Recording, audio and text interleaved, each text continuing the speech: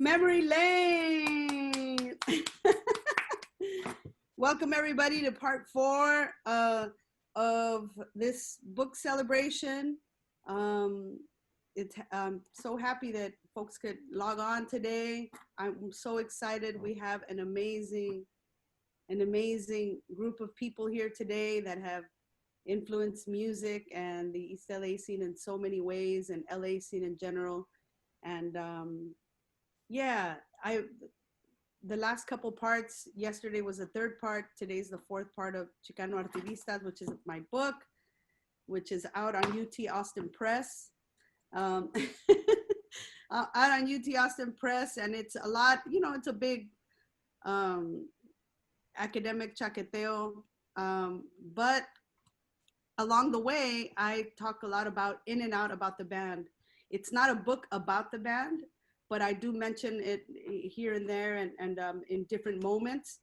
But I think that it wouldn't be the correct book launch if it wasn't for um, the what the propellers that drove the spirit and the life of the community, and that is the music of Quetzal, the music of all, and the talent and the skill set of all of these amazing people that we have here today. Um, I'm going to start off by welcoming everybody together, and then I'm just going to jump into some questions, and then I'll do a little bit of reading, a short paragraph, and then we'll look at some videos. I have some pictures to show you, and I want to hear stories. I have some questions for you all because I think that my next book is going to be just about the band and oral histories from all of you. So it's coming. Así es que, you know, Marco, Alberto Lopez said he needs a link. Anyway, okay. Quetzal, text Alberto Lopez's, sorry about that. I'm a terrible mess. Okay, so I want to welcome first the founder of the band, the main guy, Quetzal Flores, is here with us today. We also have Junior Terry checking in all the way from Australia. Is the new father of two. I'm sure we'll hear a lot about that. We have Tailana Enomoto, who's somewhere in LA, checking in with us. We have Andy Mendoza, also from somewhere in Orange County, baby. Yeah, Westminster. Yeah. And we have Edson Gianesi checking in with us from Utah. Still? Yes. All right. Kiko Cornejo from San Diego. Yeah. And we have Rocio Marron from Thousand Oaks, checking in from Thousand Oaks. And we have the one and only Gabriel Gonzalez. Did he arrive already? He must have checked out, right? Oh, there he is. Yay. And we have Evan Greer. Yay, Evan. Evan is here also. Am I missing anybody else? I'm trying to make sure that I don't miss anybody else. No? A ver. And I think Alberto is going to check his email. But anyway, so that was Grito de Alegría. That was the first video we ever did. I wanted to send a shout out to Akira Bach, who created the video. He was a person that, well, actually, Akira Bach and Smoke and Mirrors, along with Francisco Hernandez, they were both together along with Nuke and other artists, part of Smoke and Mirrors. The Tezcatlipoca box was created by Nuke, who's a graffiti artist from East LA. And so, así estamos. So I have questions for everybody. There's a lot of things going on, but I really want to start off with Rocio because unfortunately, due to time, she has to go off and she's going to go and has teaching to do. So we're going to lose her to some teaching. So before she goes, I want to really talk to her and pick her brain a little bit. And all of these questions are going to be for everybody. And we're recording this session, so just so you know. So you heard some of my questions, right, Roxy? How you doing? Hi. So nice to see everybody. Yeah, it's good to see you. You look great. You don't age. Same. Dude, you do not age. So I have some questions for this. This goes for everybody, but I'm going to start with Rocio. And I'm just going to go down the list and you answer whatever you want. Yeah? Okay. All right. Good. Okay. So what, and then I'm going to go to Quetzal afterwards to just kind of get a gist of like why he created the band. And I know it has a lot to do with you. But for what I want to hear from you is, what was your involvement with Quetzal? How many years were you in the band or albums, right? And what instruments did you play? If anybody knows Quetzal, everybody knows what you play. And then what did you learn as a child about music, right? What were some of the musical influences that you brought to the band? What was it like being a woman in the band and in the scene? What was your greatest memory of playing in Quetzal? And what was the most rock moment of playing in Quetzal? The rock star moment. What was the craziest? What was the funniest? What was the greatest gig? What are you doing in music now? So any one of those. Answer. Okay, I'll Just pick try to one. remember. Just pick one. Oh, Just, yeah. okay. A couple. Well, let's see. I always looked up to Quetzal. He was like my big cousin, the cool cousin, and I was in college and he started a band, and I remember thinking all of his friends were so cool and I wanted to hang out with his friends. And so when we first started, I think I played like keyboards, and I don't know if I played a little bit of guitar and violin and just whatever I could do. I was, I thought it was like rocking really hard. And then let's see, as far as, but later in the band, it was violin and viola. And I'm trying to remember what were the other questions. Let's see. I know you said what was the most rock star moment, and also what was the coolest moments. And I think about this a lot as my life has gone on, and my career has evolved. And I come back to this moment where I think we had just been signed to Vanguard Records, and we thought we were like hitting the big time, and we were opening for Cubanismo. And I remember we were so poor, and we had like a little van. We had no money for food, and you and I were walking to the venue together, and I was lugging a 40-pound amp and my violin and like all kinds of stuff, and you were lugging like all your percussion, and we're walking from the hotel to the venue because we couldn't afford like a proper cab or parking or anything. And then I remember you said, "Rocio, isn't this so cool? We're on our way to work right now. We're on our way. This is our job." And I remember thinking, you know what? This is amazing. This is really cool. And I just was thinking like, we have the whole world ahead of us, like this world of possibilities, and so many wonderful things can happen. And how lucky are we that this is our job, and I think back to that, and I just think back to how innocent and naive we were, and just like how wonderful it was to have like this unknown, like this big giant unknown world that could bring all these amazing things our way. So I thank you for that moment. And I'd say one of the rock star moments, I think we were opening for, I don't know, it was one of those rock en español bands, and it was at this like big club, and people were throwing like bottle caps and change at us, and they were all mucha ropa. Like, that was San Diego State. oh man, that was crazy. And I just remember thinking, oh man, this is like a rock and roll moment right here. People were like throwing change at us and all kinds of things. So Opening for Maldita Vecindad. Oh yeah, at JC Fandango, and they were like trying to get us to take our shirts off, and we were pissed. And I remember walking off the stage and going to the back, and I was shaking. I was so angry, and I kept turning around after every song and looking at Quetzal and saying, "We have to stop. Let's just stop. Let's just get out of here. They don't want us. They want to see Maldita." And he's like, "Fuck that. We're gonna finish." Somebody threw gum on my tarima. I was so mad. Yeah, and the second rock star moment was when we were the opening act for Aerosmith. And I remember like, everybody came and they were all excited, and we were like rocking out, and we had like this powerful opening, and then all of a sudden we started singing in Spanish. And then the crowd just like cleared, and like everybody like left. And I remember Gabriel Gonzalez is such a showman, and I always admire you for that. And he was like singing his heart out, and at the end of the song he was like, "Yes!" And we had like 3 people in the audience. So that was like really funny. I still look back to that, and I think Gabriel had so much energy and like such a positive attitude all the time about everything that was happening. So I'm not sure what the other, right now, or what I'm doing now, I'm teaching, and before the pandemic hit, I was doing a lot of TV shows and recording sessions, and but it's slowed down, and I started doing a lot of recording at home, which was, it's nice that I have a studio, and thanks to Quetzal, my mentor, because I'm always calling him and asking him questions about Pro Tools when I get stuck, and he's always there, giving me all these, "Have you tried this? Have you tried that?"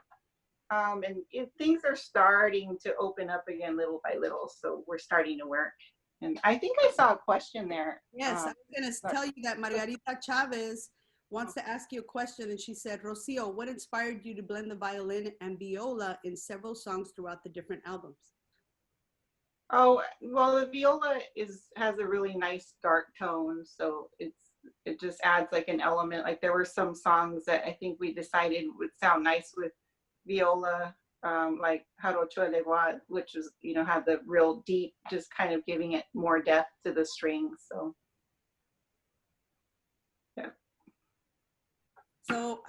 So tell me, what are some of the things that you've learned about during this time period? And I know I hear a lot of appreciation and for the hard times, the good times, things that you've taken into your career. Is there anything that you learned about this time period that helped you now?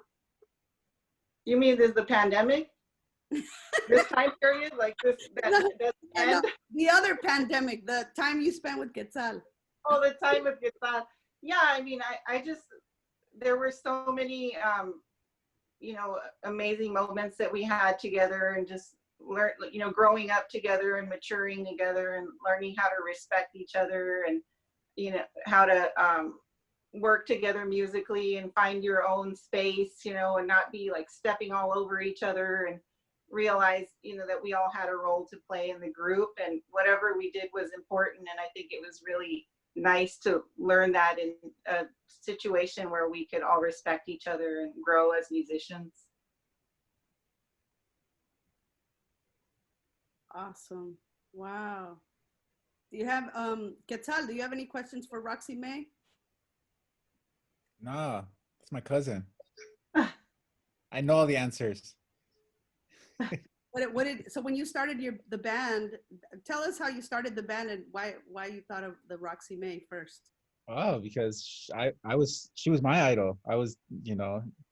I'd be shooting baskets out in the backyard of my grandmother's house, and she'd stick her head out the window. I could hear her playing her violin for hours and hours and hours, and she'd take a break and stick her head out the window and see what's going on, and she just had this insane work ethic. And when I started playing guitar more and wanting to learn and then writing songs or whatever, I just thought, wow, wouldn't it be awesome to play with her? Because she was just monster from the beginning. And so just the beginnings of the band, there was never a doubt that I wanted to play with my cousin, and I wanted to have violin as a lead instrument, and it just sounds pretty. Yeah. We're going to have Tailana jump in a second, but I really wanted to know what it was like after training as a classical musician. Rocio, what was it like to suddenly jump into a rock context? I think it was really intimidating at first. I remember I felt like I was like stuck in this box, and I was always afraid to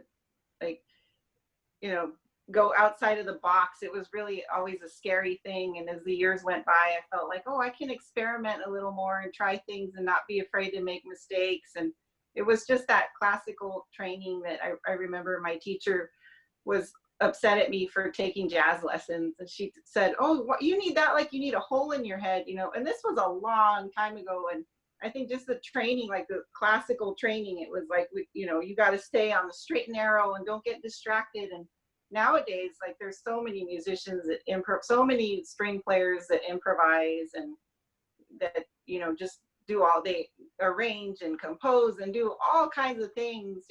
But back then it seemed like it was like a handful of people, at least from what I knew, the people that I knew, it seemed like it wasn't as common. And now everybody's kind of evolving and realize, well, you have to, the more versatile you can be, the more you're going to work. So very cool.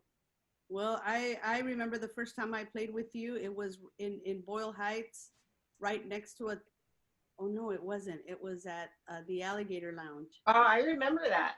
And I remember thinking you were so nice and that you were such a great singer. And I just like not anymore, but back then.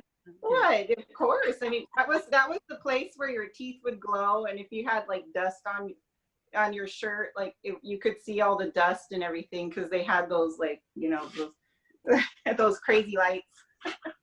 I think I remember we opened for Jesse Nunez and the Santeria Devil Dogs or something like that. But anyhow, that was really great. Well, thank you so much, Rocio. I know you're probably going to have to hop on soon because you have your class. Well, thank But, you. but we love you so much, and you're, like the signature. But both you and Tailana have been the signature sound, as Evan, quien dijo, Marco said. I always felt like the violin was the signature sound of Quetzal, always, and so that's true. And both of you have been like, man, just like prolific, and we're so appreciative and all the stuff we lived together. I wanted to talk about the time after 9/11 we were in New York and how you held on to your violin for dear life before you fell. Pobrecita, before you fell and boom, hit your, it was, Yeah. we had lots of accidents, remember that? Yeah, and I remember somebody pulled the fire alarm and we ran down in our pajamas. Yes, in the hotel. That was terrible, terrifying. Are you kidding me? Yeah, we were the only ones outside in our pajamas. For some reason, everybody else knew it was a hoax except for us. That's right. That's right. Oh my goodness. Man. Well, I am so excited to have everybody here. So many of us here. So I have some, you know what? I was going to read a little bit, but I don't think I'm going to read. I think I'm going to just keep asking these questions to somebody else. Roxy May, call on somebody else so that they can answer some of these questions I posed. Okay, let's go to Tailana because I haven't seen Tailana in a long time. Hi. Did you hear the questions, Mama? Hi. Yes, listening to some of the questions. Are we going with like, let's see, Whatever you want. high, low? Well, before Rosia goes, I would like to say how much of an inspiration she's always been to me. I've always been like nervous to play in front of her because, you know, violinists get like that.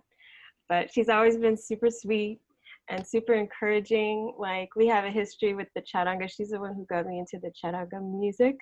She had me come sitting in at Floridita with Faye's group, Charangoa. And that opened my whole world up to like, you know, this other life. And you know, I remember you just like encouraging me. We would hang out and you would help me go over the charts, and so that's like aside, you know, like one of the little like branches off of Quetzal. You know, so many beautiful trees have grown because of the connections from this band. But yeah, I have such fond memories of that, and I miss it so much. And I miss getting to play like charanga music with you, and you know, because when we were in Quetzal at different times, so we never get to really play together in the band. But we've had many experiences playing in other bands and different other things together, and so I'm always so happy to see you at the gig or wherever we are. It's been all over the place, so I miss it. And I'm always going to be like grateful for that introduction to the charanga world. You know. What else? I'm always nervous, you guys, to talk in front of these groups. I feel like, and I've been in Zoom all day long. You know, like I have like this whole other world, this whole other life now. So I'm like staring at the computers so many hours of the day. So I feel a little nervous. And I was like fighting back tears watching like Grito, like that video. I was like, oh my God, I'm not gonna be able to like make it through this without getting all emotional. Why are you fighting back tears? I'm curious. It was just like, wow, memories, like remembering that moment in time, you know, it's like, I always think about it, you know, it's like, but something about seeing it, you know, in its entirety. I guess I haven't seen it for a long time, and you know, there's just so much. I guess so many firsts for me during that time, and you guys really just kind of blew my mind. And so yeah, it was just like wow, a lot of emotions. Oh, bye, Rocio. Miss you. Love you. Bye, Roxy. Love you. Thank you for making time. So these are just different um, pictures that are totally random, but I have other ones that I'm holding right here that I found that were much older that I'm going to keep showing. So Ty, you want to answer one of those questions and then call on somebody else, which is like, what was the rock moment or the craziest or the funniest or the greatest gig? God, there were so many. I have to recall, and I don't know if this is appropriate, but I remember one of the gigs that we played, and I don't know where it was, but there was like a big pentagram on the ceiling. Where was that? It was like some crazy venue. It's like a big kind of like pentagram on the ceiling. I don't know. It was LA? It was in LA, I think, and we were just. It was an era where I was experimenting with mushrooms quite a bit. I can say this is real family, right? And y'all are gonna like, think bad things about me if I divulge all this personal information. But yeah, so we played, and it was like a crazy vibe. It was like I don't even know what it was. Maybe I want to say Masonic temple or something, but I don't remember what it was. But yeah, we had experimented with mushrooms that night, and we played the gig like kind of, tripping. When you say we, you mean you and Tenorio, right? Well, since he's not here, I don't want to blow anybody's that was at the CSO, Yes. on First and Chicago. It was upstairs. We played. Ozo played after us. Remember that? Okay, yeah. So that had to be one of the crazier ones, because I was like, wow, this is pretty epic, and I don't know. So that was one of the craziest, and then probably one of the most like epic. I mean, I think Maldita Vecindad, like when we were in Mexico City, I was like, that was pretty rock star. I felt definitely like we had rocked out pretty hard that night in the club, wherever that was. Multiforo Alicia. Yeah, Foro Alicia. Yeah, and I was tripping out on like just like, people burning trash in the streets, and the poverty, and the heaviness of the neighborhood. Like the energy of the neighborhood was just like, I had never seen anything like that before, felt anything like that before, and so that was heavy. But I can't fail to mention the Cuba trip, and getting to play for like, I don't know, 5,000 Cuban folk. And I've never been so intimidated in my life to play anything or sing anything. I sang, and and singing and playing. I was like, I thought I was gonna throw up, seriously, before we went on. I don't think I've ever been so nervous to perform. But after, like, are they gonna boo us? Are they going to, like, what is the reaction gonna be? And they were so overwhelmingly like supportive of what we did, and I will never forget that feeling, like, of just having people like like what we did, and like really feel like what we were saying, and it was just like amazing. That was probably one of the highlights of like our performances, and just being there. Yeah.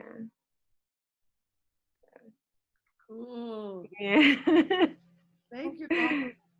I didn't. One of the questions I should ask, what are one of the most difficult moments too, right? Because I think we trekked it with like, which is some of what I talk about a little bit in the book, is how hard times were at times as well, So that could be one too. So I can let you think about that. If something comes to your mind, please tell me. But do you want to pick somebody? Pick somebody else to start answering some of these questions.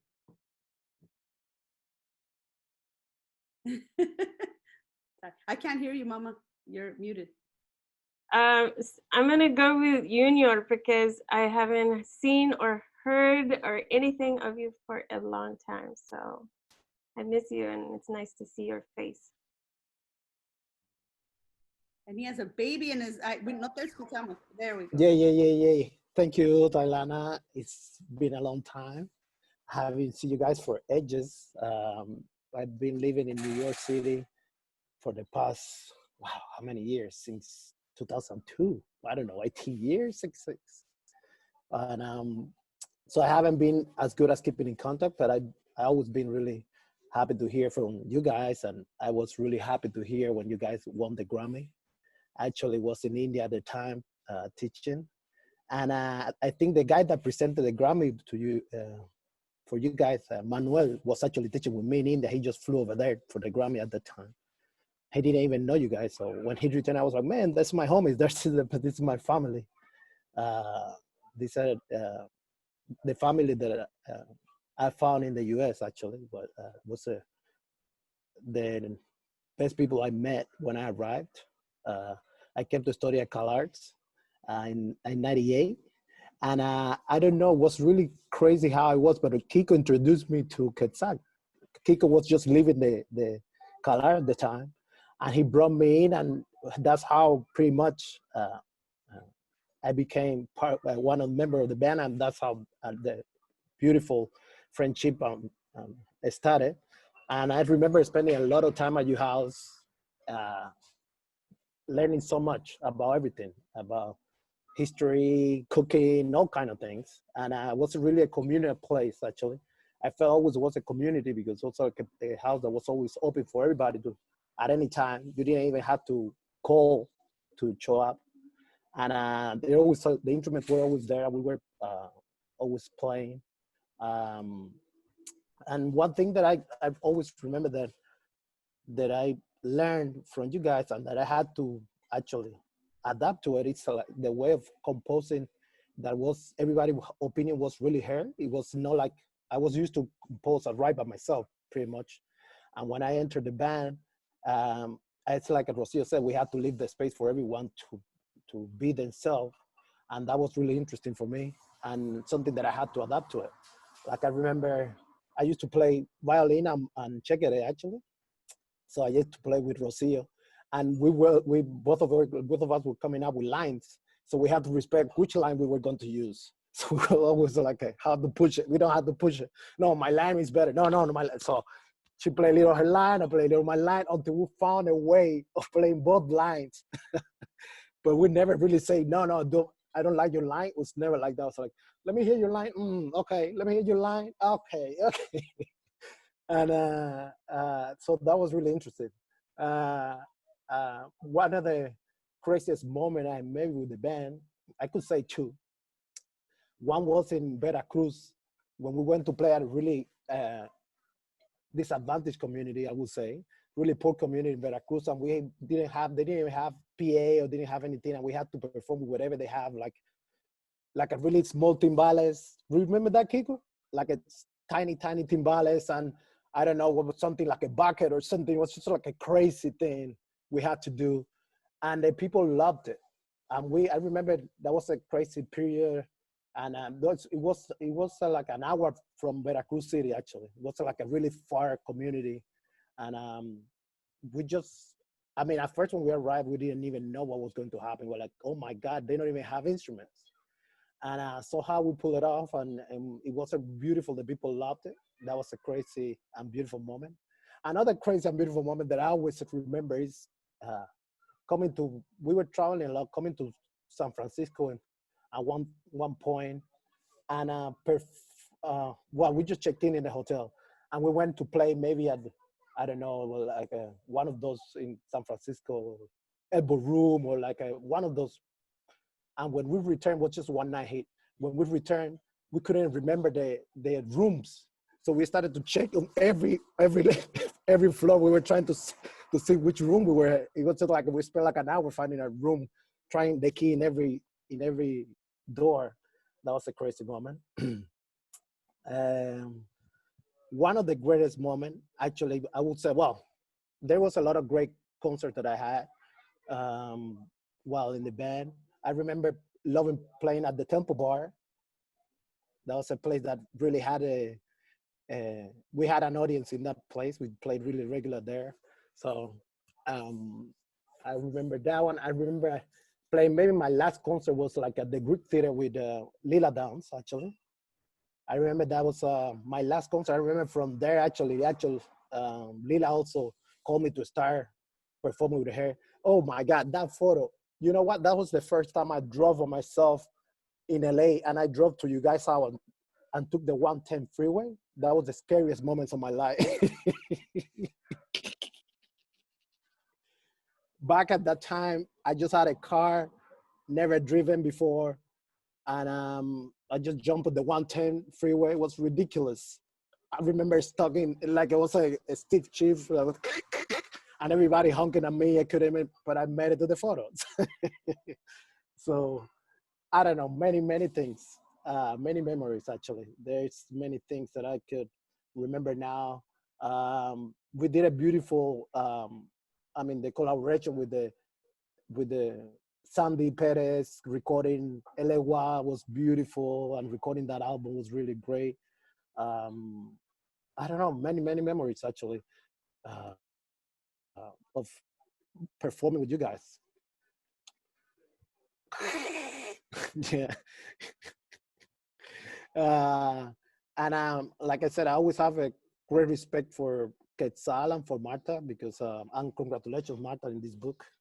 Thank Because of all the things that you guys have brought to the community, and the awareness that in the music, and that was something that was new for me too. I never actually done kind of rock and like Espanol or anything like that before, so that was like a new thing for me actually. And the way you guys introduced it to me, and the openness of the music, or the way you guys had the gave me the chance to just be myself was something that I would treasure in the band.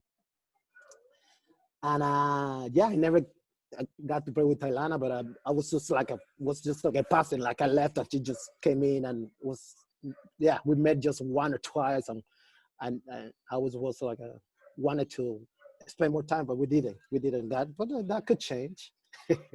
Yeah, let's let that change. Let's change that. I don't know, let me nominate one of you. I don't know, any questions? I could nominate one of you guys. I felt like I was talking forever. Well, my man Kiko Cornejo.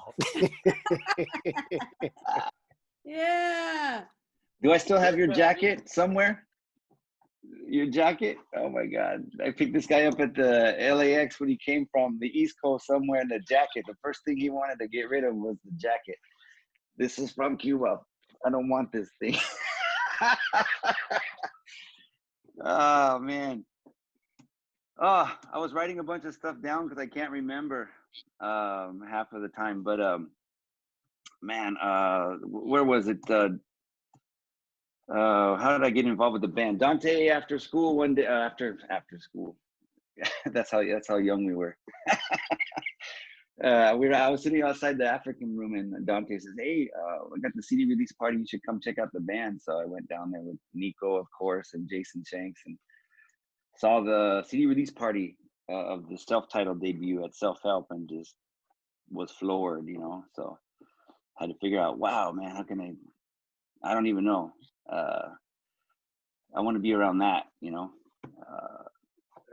then I forget the name of the park in Boyle Heights near the freeway with an amphitheater. Went down and saw you guys there the next day, I think, and then ended up playing the following night at the garage. And Tailana and Gabriel Tenorio were there. I remember. Anyway, can y'all hear me? Yeah, we can hear you. Oh, oh man, so many things. Crazy gigs. Trying to get to a gig one time in Mexico City with, I think, Rocio and Gabriel. I don't know what the heck. We took a cab and we ended up in some random colonia, and they dropped us off at a tire shop and was like, ciao. And we had to, I don't know what the heck happened. I think Gabriel pissed off the driver because he was driving the wrong way on the freeway, and Gabriel was talking shit to him, and he wasn't liking it. So he dropped us off in the hood. Yeah, that was a crazy one.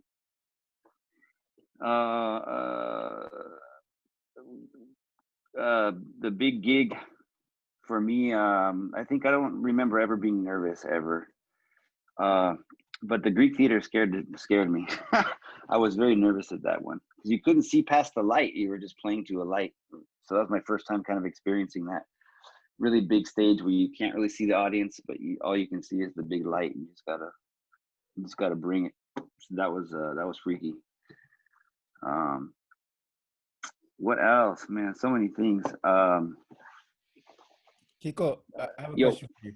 So you grew up in this environment, like, you know, your pops was a musician in San Diego at a really important time. And so I'm wondering, like, if those were important connections for you as well. Oh yeah, the whole thing was really important for me. I was thinking about this today on the way to this discussion. Just kind of the Chicanismo of the whole thing. My dad was always like, "I'm Chicano, you're Chicano," and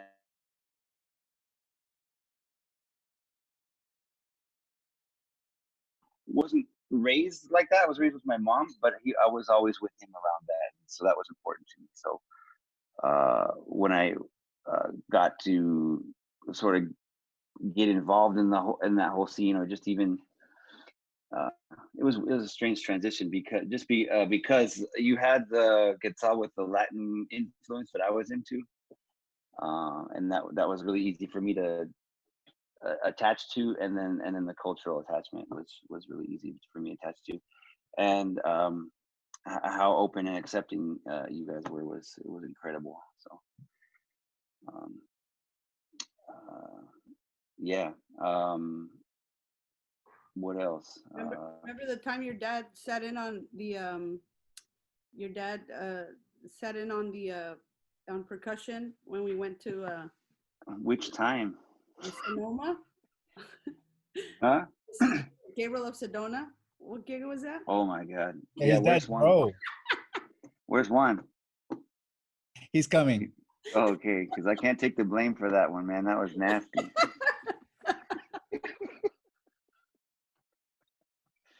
Oh man. So yeah, he was the driver. He was the driver for the Gabriel. Talk about crazy gigs. That was wild. Gabriel Sedona. Oh my God. So yeah, my dad came up to LA, drove us from wherever we met somewhere, and was the van driver all the way back to Arizona for this strange gig. What? Your desire is what I'm after. Energy Master. Yes, my brain works. Energy Master. Oh my God. Edson was there. He remembers. Yeah, everybody's like, we got to get out of here. They want our money. They want us to join. They don't sing happy birthday right. This is crazy. Oh, they serve popcorn. Anyway, I guess I'm better at answering questions, but These are great. Oh, yeah, I was writing notes too because I just can't remember half of the stuff because it was so well, crazy. I'm glad that Quetzal mentioned your dad and the influences, and paz descanse, you know, rest in peace, Kiko Senior. And I just want to say that what was it? What are some of those? One of the questions was, what were some of the musical influences you brought into the band? Yeah, so I was really into congas and timbales, and just being around that. Was exposed to that through my dad and his gigs and what he was into. He was really into Jader and Puente and Palmieri, and it was just constantly. So that was I kind of gravitated toward that. Beautiful. Some folks are commenting. They said, "Congrats on the book and thank all for enriching me. Thank you all for enriching me and so many others with your artivism. And you helped reconnect me to the love of my life at your show in Ben Lemond in 2004." I don't remember that gig. Ben Lemon. Yeah. Where is that? It sounds familiar. Yeah. I don't know. And You know what I remember, Kiko, that I loved? You used to be like the DJ. You would sit up front and you would play all these awesome like albums for us. And Hell yeah. and you would do like these karaoke things where like, you know that song that group has? Check this shit out. And then you'd play a song, they're like, they got it from here. And then you'd play like the song. And we'd be like, oh shit, exact same line with the exact same groove. Like, Uh, really? And you'd be like playing all these. It was hilarious. It was great. It was, and actually, I think I heard about Van Van because of you and NG La Banda, and like all these crazy groups that I don't think. I mean, we didn't even hear them necessarily from Junior. Through Junior, we heard other groups, you know, really cool groups that we still listen to. And but through you, I remember listening to all the. Oh, look, Gabriel's holding up the Cubanismo, the poster. Yes. Anyway, but anyway,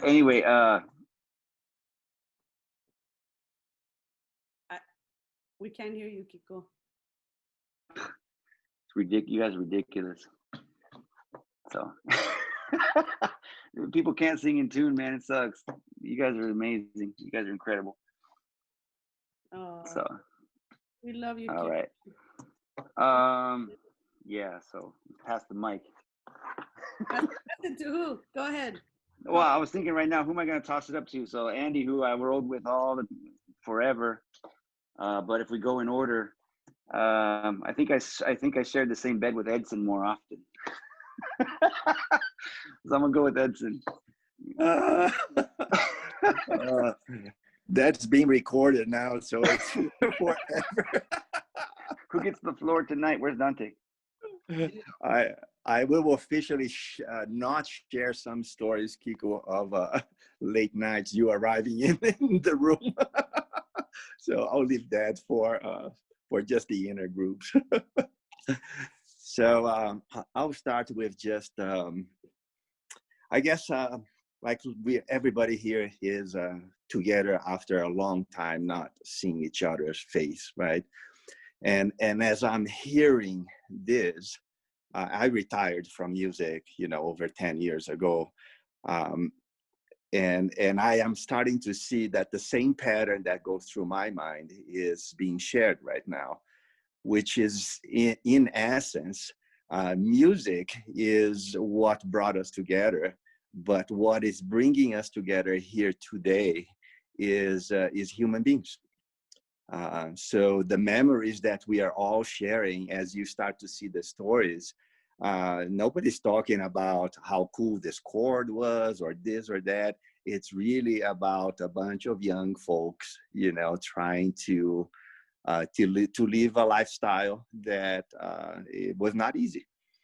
So my memories also are in the same vein. So when I think of the past days of Quetzal, and maybe because I, as a foreigner, you know, so there were many other layers that I had to deal with. I had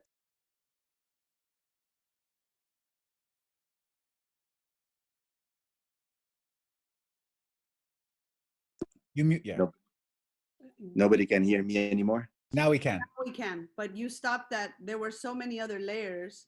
Yeah, so many other layers that you know, being a foreigner and fairly new to the United States.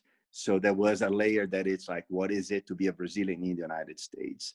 And then what is it to be a person arriving into the West Coast? What is it a person arriving into LA?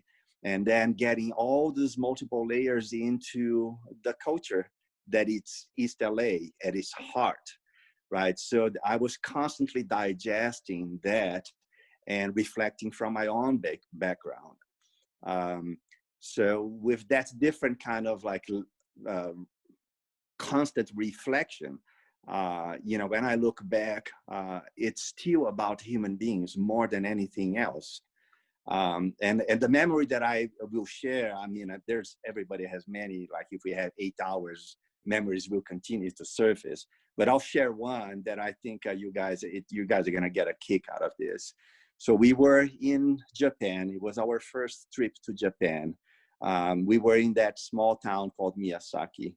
And somehow we wandered and we ended up into this back alley local bar where we all entered. And look at Quetzal, is like, he knows what's about to happen here.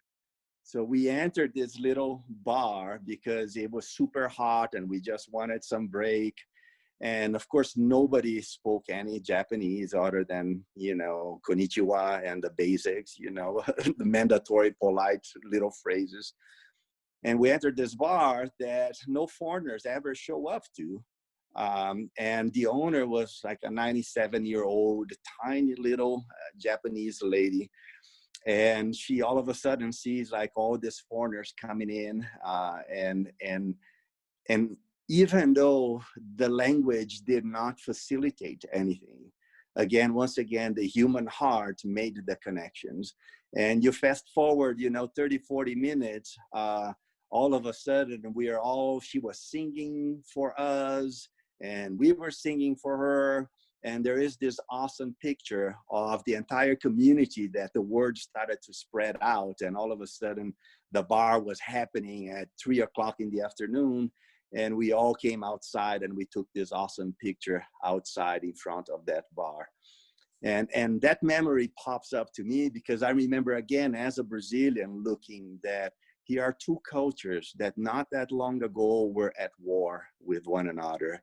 So American folks and Japanese folks, and somehow the desire to just connect, that it's innate to all of us as human beings, was bigger than anything. And music was the thing that kind of brought us there. Music was the thing that helped us connect to that lady, and she connected to us. And language was just a detail that we couldn't quite express our full thoughts. But that made an imprint in me of like how we are citizens of this globe. And borders are just completely arbitrary separations that through history moves, and we as people should never be divided.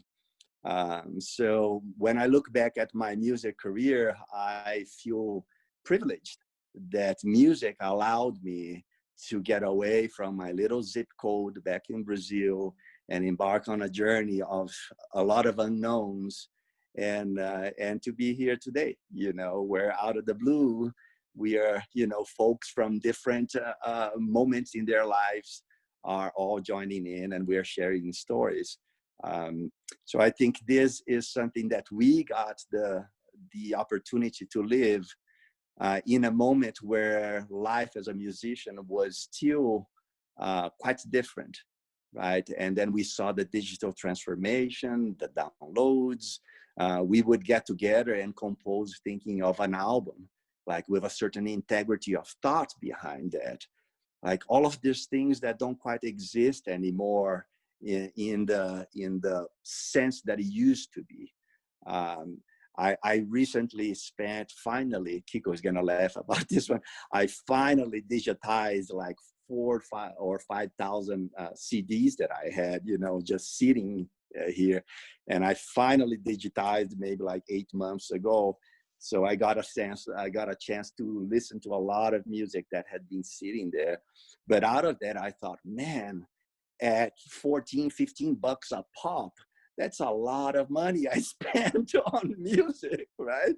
And then we look today and like, when was the last time that somebody ever spent $1 on music, right? I'm gonna use a fancy word here, but we witness music becoming a free commodity, where it's consumed across the globe. It's consumed now more than ever, but nobody's willing to pay for, right? And the consequences of that in terms of supporting the artists of today, and more importantly, the future generations. We are in a moment that it's historical, right? 20 years from now, people will get perspective and they will reflect, right? Books will be written about that. We lived through this, right? And we don't know for sure what the outcome will be. There will be one, but it's a very transformative moment that I think it deserves reflection. So I'll stop here because I live as somebody that talks the whole day, and I can talk forever. Can I show you something, please? Sure. I don't know if you got a chance to see this, but カルチャー、サブカルの中で、チカーノのことが起きてるんですけど。ケットルというグループはその音楽のシーンの中で一番中心にある新しいムーブメントを作っていくバンドです。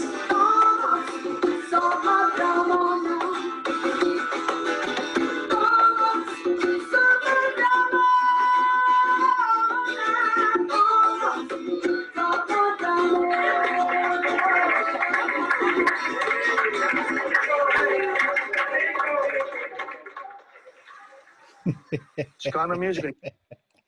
Shingiata. There's a whole documentary about him. It's called Our Man in Tokyo. You can see it on YouTube, and there's great footage of us in there. Yeah. That is awesome. That is awesome. So let's pass the ball so other people have a chance to pick it up. I'm just gonna randomly switch the screens here. Here you go, Alberto. The mic is yours. Oh, I wanted to interrupt real quick. I have the bar scene on video. Nice. I'll have to digitize that for you. Nice. Please. Wow, what an amazing group of people. Because I have before joining the group, I guess in 2012, like I knew all of you in a different capacity. Like I remember I moved to LA in 1999. In March 28th of 1999, I moved to go to UCLA. And within 2 weeks, I had met Edson, Marta, and Junior.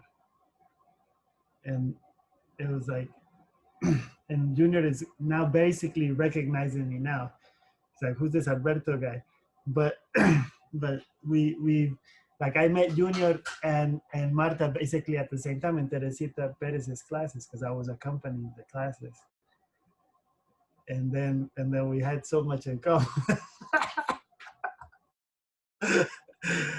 Yeah, it was amazing. And through Marta, I met Quetzal. Andy, we didn't get to meet too much. It was just more like hanging out backstage at the Temple Bar, having too many drinks and stuff. But with Edson, remember we were in a couple bands together too. We shared many friends. And with Tailana, I used to just admire her playing with La Palabra back in the day. And I had the fortune of meeting Evan when we were, well, I was actually Evan's teacher for a while before we became colleagues. It was amazing. And Gabrielito is the same thing. Like, I feel like the Temple Bar was like that magical place where we all hung out and we danced and we sang and we sat in with each other's bands and like we just had such a good time. Wow, look at that picture. Back when I used to have hair. Amazing.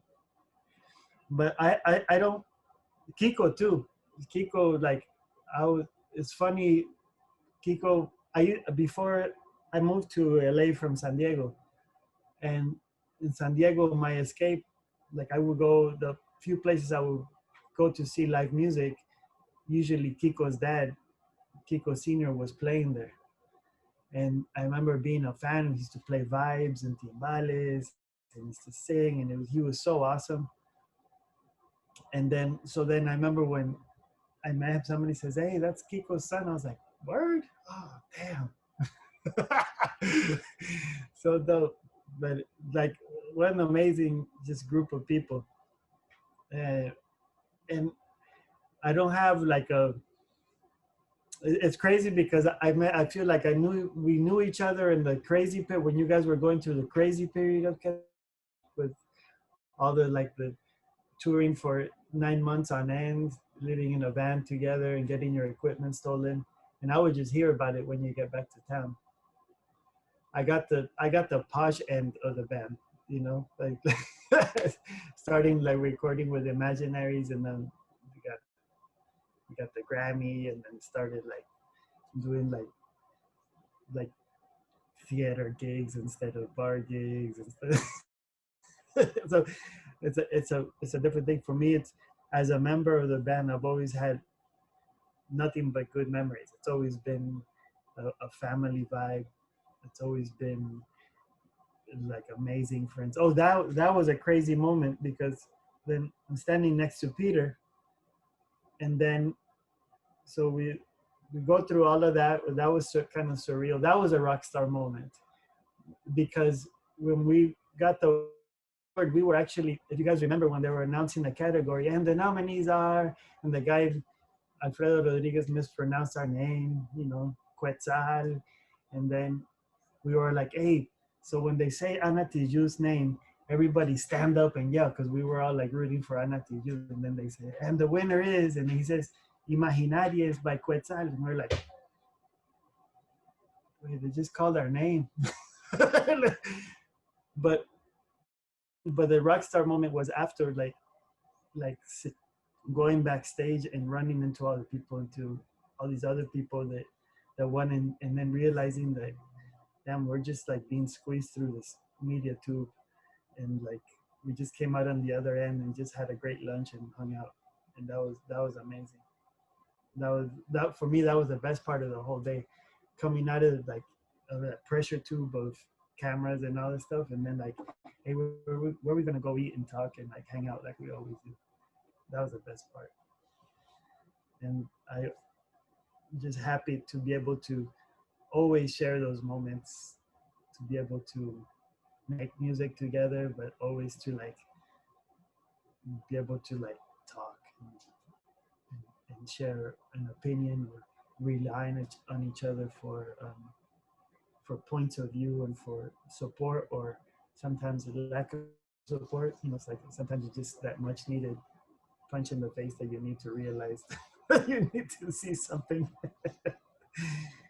It was, it's an amazing group, and so I thank all of you for doing all the hard work and laying the groundwork for such an amazing thing that has produced so many wonderful things, so many wonderful organizations, so many wonderful causes, so much awareness in so many different communities, all through hard work, all through just love and respect and sharing. And I love it, and happy to contribute in a small way, however I can, to keep it going now with Sandino and like this new generation of Quetzalitos that are coming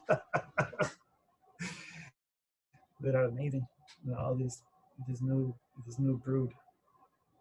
And having said that, what did I answer? I didn't even answer any of the questions. Huh? No, you did. You did. I think you did. You did. Yeah, I can't think of a single moment. I think it's been all since the beginning. It's been amazing. Oh, I didn't even say what was so rock star or cool about the picture, the Grammy picture is like, there's that picture, we go through that, and then like a month or two later, like you get a call, and it's like, hey, Peter's mom calls him. He's like, that's Alberto from the San Diego Youth Symphony. And Peter's like, Mom, no, there's more than one Alberto percussionist in the world, okay? They don't all have to be from San Diego. And it turns out, yes, that Peter and I had been members of the San Diego Youth Symphony back when we were kids. Like when I first arrived from Colombia. That's an amazing moment. Look at all of that. Look at that. I remember sitting in with that lineup right there. Anyway, but thank you. And I don't know, I'd like to, wow, look at that picture. Yeah, I'd like to nominate Gabriel to continue this conversation, because he has, I know, look at that. Just look at that. There's a Ay, lot qué of feo. right there. Hi, thank you, Alberto. Oh my God, that's over at the Temple Bar. Wow. I remember once at the Temple Bar, we were up on stage and we were playing, and all of a sudden everybody got really quiet, and we looked over, and this guy's like, oh, is it okay if I come up and play? And we're like, yeah.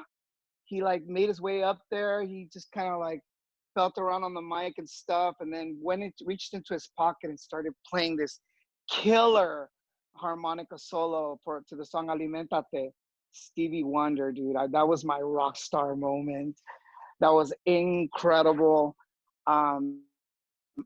Man, I've had so many great memories. How I got introduced to Quetzal. Um, he was doing this group called Los Murciélagos, and Rocio. That's where I met Rocio, and we were doing rancheras, guapangos, boleros, that kind of stuff. And then I remember Claudia was doing some backgrounds for a little bit, one of our sisters, and then shortly thereafter, I kind of came in and stuff, and then I just kind of tagged along on my. But I loved every moment of it. I have so many memories. When I think of Quetzal, I think of Danilo Torres. I think about Daphne Chang. I think about man.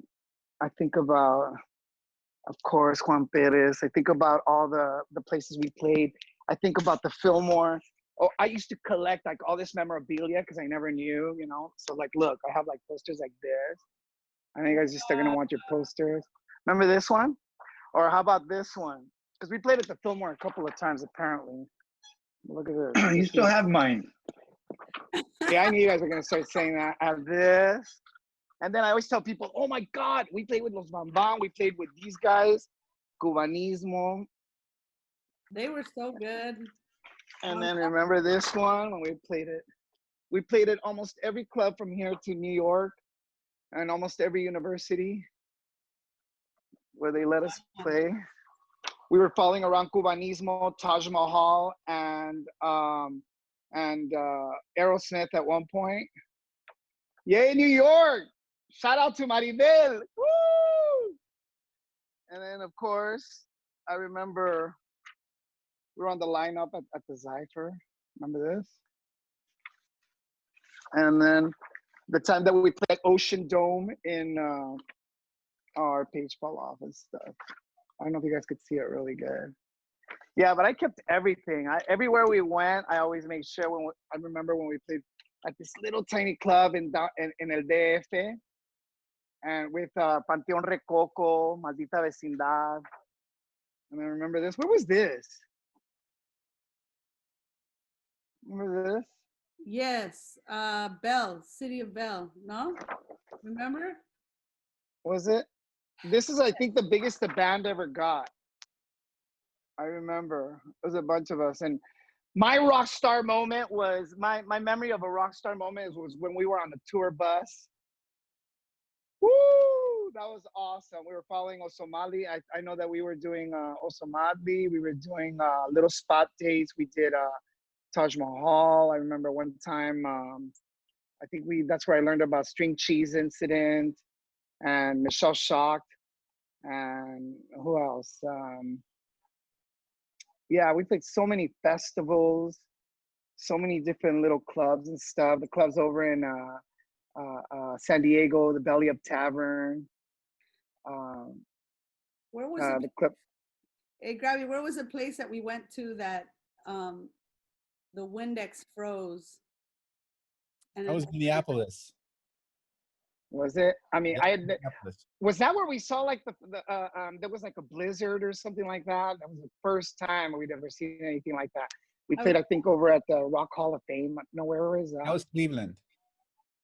Yeah. I just remember that when we were at every new city, I'd be like, hey, thank you so much, Arizona. And we were like in a different state and stuff. You know, I remember that. That was those were crazy times, but it was always everywhere we went, like I felt like we got well received. I mean, there were a few places where some people didn't know what to make of us, but somehow we always won them over. I felt like every performance we did was honest and it was from the heart. And a lot of people got that, you know. Met so many wonderful musicians along the way. I got introduced to so many different styles of music on the road. Kiko, the DJ, man, like just always pumping out music. I remember when it was around that time too when we heard Buena Vista Social Club came out and we're listening to them. I remember got introduced to Olodum out in Veracruz at that festival out there. I was trying to think of something that I wanted to Oh, but remember these guys too when we were, see that? Feet. Little Feet. Yeah. Little feet. When we were opening up also for Los Lobos. And no, but it was a lot of great memories. It was always I would always get sad every time like one musician would leave, and but it was cool because I mean it had some really good energy. Hey Quincy, sorry, I know Quincy just came on. Oh, that's But I learned. bad. I got the wrong email. That's my bad. Quincy's barely joining us right now, but yes. Chief. But, but it was always it was always great to see everybody grow and stuff. Always like really good vibes. We gave each other so much shit. Gabe, It was you are our secret. We're always our secret. Can you hear me? no. Huh? Can you hear me? Yeah. Can you hear me? Yes, but it's not, right? Damn. I think No. Quincy has two audio sources on. That's why. Sorry about that. Go ahead. I think it was Quincy when he came on. He must have had it going through his speakers or something. Andy, yes. Tech guy. Okay, so one of the things that I just want to say, and then I'll turn it over to somebody else. I remember one time because Edson mentioned Japan, and it's the first time I'd ever seen an indoor beach and all that good stuff. But one of the incidents that I remember where all these people, we used to poke fun at each other all the time, any chance we had. And I remember one time we went and we took a bike ride in Japan, and it was so hot. And you know, it's like you're all shirtless, and I had a headband on and stuff, and I tied it up, and we're bike riding and stuff, and you know, I'm heady with this, jerks. And then once when we got home, it was time to play that night, you know. So then I took the bandage off my head and stuff, and I look in the mirror and I was like, oh no, I was like bright red from like the forehead down, and this was like this. I got called Mini Rambo, two-tone, like it was horrible. Like it was like the whole for the next couple of years, it's like it was so hard to play that down and stuff. So, but even that was like really cool experience to be in this band. I'm in the family, so it's almost like I feel like we all are. You never really leave the band, you know. So you never know when you may get called again to do some kind of reunion and stuff. But I must say it's so good to see everyone. Andy, I haven't seen you in a long time. And Junior, I got a chance to hug a couple months ago before he took off and before he was a daddy. So congratulations and welcome to the family. I know I knew all these dudes before they lost all their hair. I knew all these dudes before they had gray hairs, man, before they got panzas and before all that stuff, you know? So, but I want to say I love you guys. I miss you guys so much. I'm so proud of you guys. My rock star moment is when we were at the Gram. Oh yeah, never mind. I wasn't at the Grammys. Cabrones. Anyway, that's for another story. But I wanna say to anybody that's watching this, this is the real deal. Like this experience here, there's a real story here. Everyone here has played a very, very important part in this band, and I hear it even now to today. I hear it in the music that Quetzal puts out. So inspiring. I am so proud of the route that this band has taken, and all the choices, all the creative choices you guys have made as artists. Marta Elvira, Quetzal, you know, and just like everyone that you guys have que han involucrado. It makes me so proud to still, even though I'm not with you on every freaking gig, like I am with you every freaking gig because I still believe in this project, you know, and I see the pictures, and even though they cut me out of the museum exhibit, I know I was there. I could see my elbow still. So, but I want to say that thank you so much for letting me be a part of it. I was a part of, I think, like 5 CDs out of the couple ones, and I actually sang on the imaginary ones, and I learned so much from you guys. Quincy, virtual hug. And with that, I will. I Gravy, don't you're our know. ace. You're an amazing singer, songwriter. We love you so much. You're amazing. Stop it! I paid her to say that. No, it's true. No, True. You're amazing. no, but thank you. Been through Thank you so much. so much. Yo quiero, no, sí, yo quiero pasar la bolita. I want to give everyone an opportunity to talk and stuff. So, I don't know, a ver, ¿quién no ha platicado aquí? Okay, so Evan, Andy, Andy. and Quincy. Hey guys, Yeah, before the okay. next person, Andy, I need to jump off. So just want to say love you all. Edson. Love you. Fun. Hi to Love you, bud. Angie. Please Bye. say hi to Andy for us. Yeah. Bye. But I want to say goodbye to Edson, and I want to give a shout out to Ray Sandoval. I didn't see him on here. He's like from the class of the one that I was in. And Yes. with that, I'll pass it over to Andy. Dizzle. Yeah, Ray, actually, I just want to let everybody know he's in Barcelona. He lives there. And so he was a total other clock. He's like, I can't make it. I was like, So he's on lockdown right now. your ass up and make it. But, Yeah, wake up. Andy. What's up, Martha? How you doing?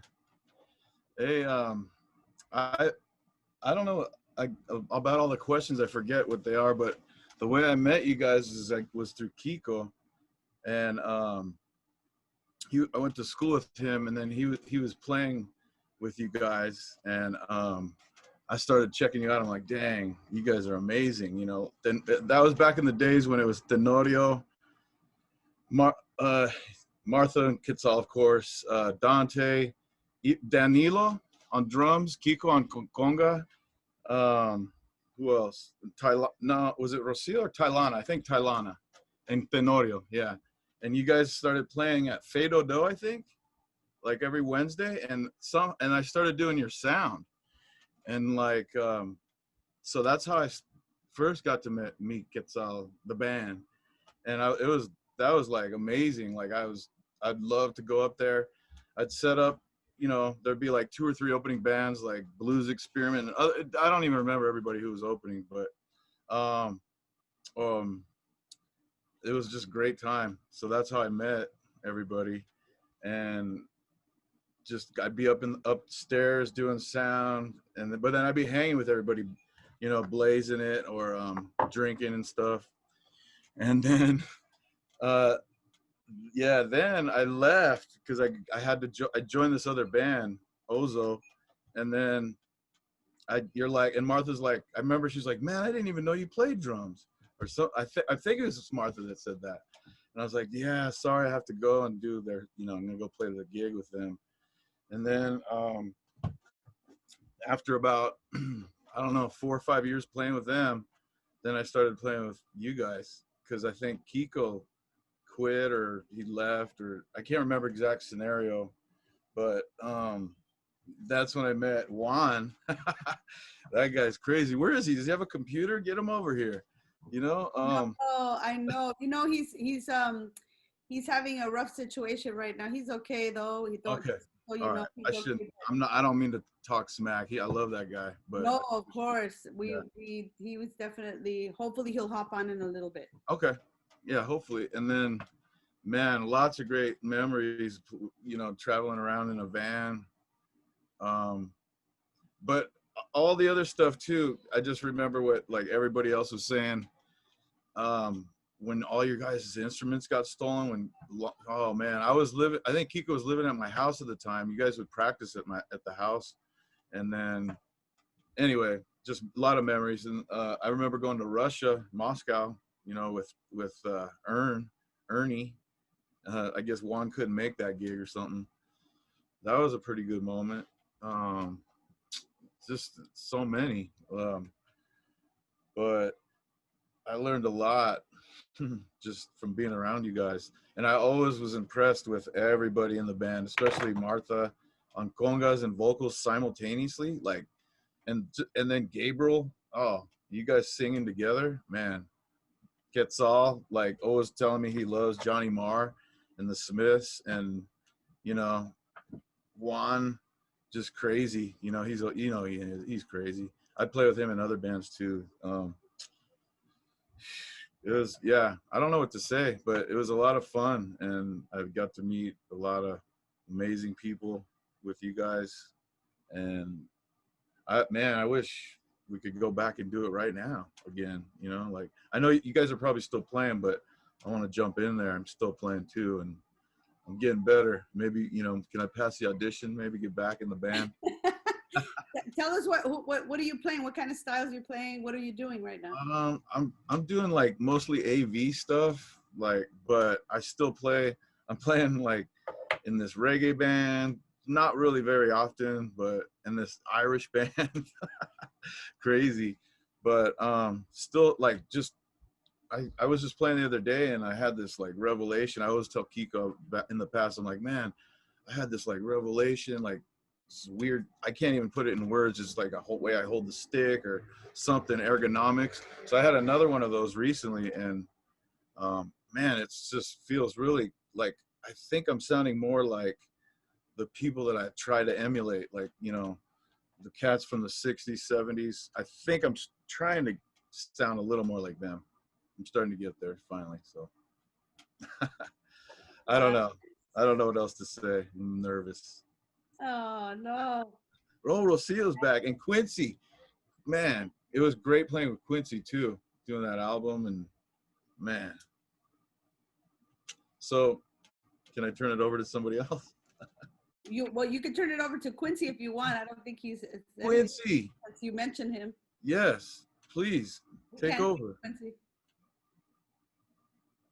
You gotta unmute yourself.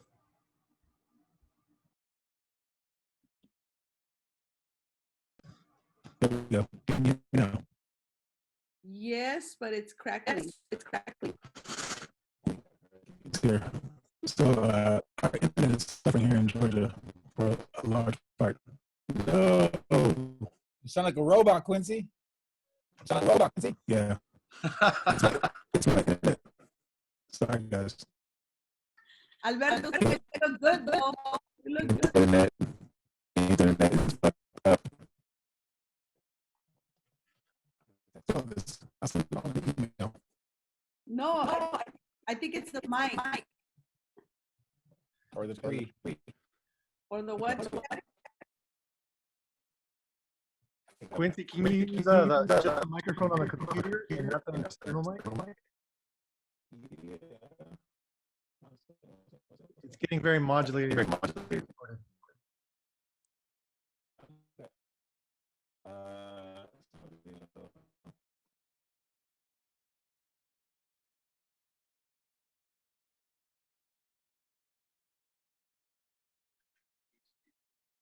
I see a couple engineers in the room. As we get the Quincy's mic going, I'd like to hear from Evan. Evan. Here. Hey. That was a nice segue, that picture right there. Was that on purpose? That was very nice. Yeah. Yeah. Did you hear all Did you hear all the questions? They were, what was your rock star moment? And what was the other one? Yeah. Just any memory? Your involvement, the instruments you played in the band, and you particularly, I know I've played more than one kind of instrument in recordings as well as live. What was it like? Your greatest memory so far? You're obviously a band member now for Quetzal, but yeah, the craziest, funniest, greatest gig. All right. So far. Probably gonna be out of order. Yeah. I'm gonna try to see if I can hit him in a stream of consciousness so eloquently like everybody else did. So I think the first thing that jumps out is going to Veracruz with you guys. That for me was a memory that it had a certain visceral thing to it, like especially seeing people who look like me in Mexico. That's like something that you'd hear about, and I've seen, I've heard different people like historians and anthropologists and stuff talk about it. And so like I accepted it as fact, because like it makes sense that would happen. And then you see it and it's a whole other thing. Like I remember meeting Ramon's mother, And that's the first time I'd seen someone who looked like a family member of mine. And mind you, this is after having gone to West Africa, after having gone to Cuba, Brazil, all over the US, and, you know, meeting people that I was like, I feel, you know, there's similarities that I'm picking up on. But this is the first time I saw someone, I was like, his mother looks like my grandmother, or it could be like her sister, you know what I mean? Easily. So that was a really powerful experience, especially, you know, it is surrounded by good food and playing music and traveling through, like, you know, places with a lot of trees and playing music. So that all of that was great. You know, like Otatitlan was really memorable. We got, I swear to God, there was a lightning that hit outside of the house when we were there. I know it woke me up, but you know when you hear the lightning and you can count the time between the thunder and the lightning, it was all at once. And mind you, I was asleep and I still saw that bright flash. So, like, through my eyelids in deep slumber. So that's memorable. You said huh? Black Jesus. Yes, exactly. That changed my life too. I was like, this is where it took Mexico to do it. It took somewhere in Mexico for you to actually have that image. And actually, I'm lying. I'm pretty sure I've seen something similar in Bahia before. I'm pretty sure. I can't tell you exactly where, but that seems like but you know, it was a big part of that entire town. That's a big deal. That's a big deal that, you know, might get brushed under the rug. So yeah, I've gotten to play drums, which is a huge honor that you guys would bring me in. I think when I started playing, I was probably 24. I don't know shit now. I definitely didn't know shit then. Am I supposed to cuss? I'm not sure. I got real comfy. I didn't know anything then, and I don't know much more now, a little bit. And it's funny, Alberto was like, oh, I was his teacher. Like, what are you talking about, man? And I was like, I'm still picking his brain every time I see him. Like, it's almost like a second nature thing. And the same thing with all of you, with Marta and Quetzal, and you guys just have such a broad perspective on things that, you know, I grew up in a family that talked a lot about Black history, and you guys' knowledge of Black history is like, I'm like, whoa, oh, you know what I mean? It's like, and it's like, it's trippy because you mostly see that from Black people. And it's like, but your knowledge of history in general, and I've seen it too, where like, and you've instilled this in Sandino, where it's like, wherever you go, I'm gonna learn something. I'm gonna pick up something from your country. I wanna know the history. And I remember going on different tours with Alberto and watching him do the same thing. And it's like just being around a lot of people with that same open-minded, open-hearted mentality that put community first. Like, and that's, you know, I think from a marketing standpoint, people talk about building a community, and it's in a community that you're gonna give value to in your way, but you're definitely gonna extract from that community.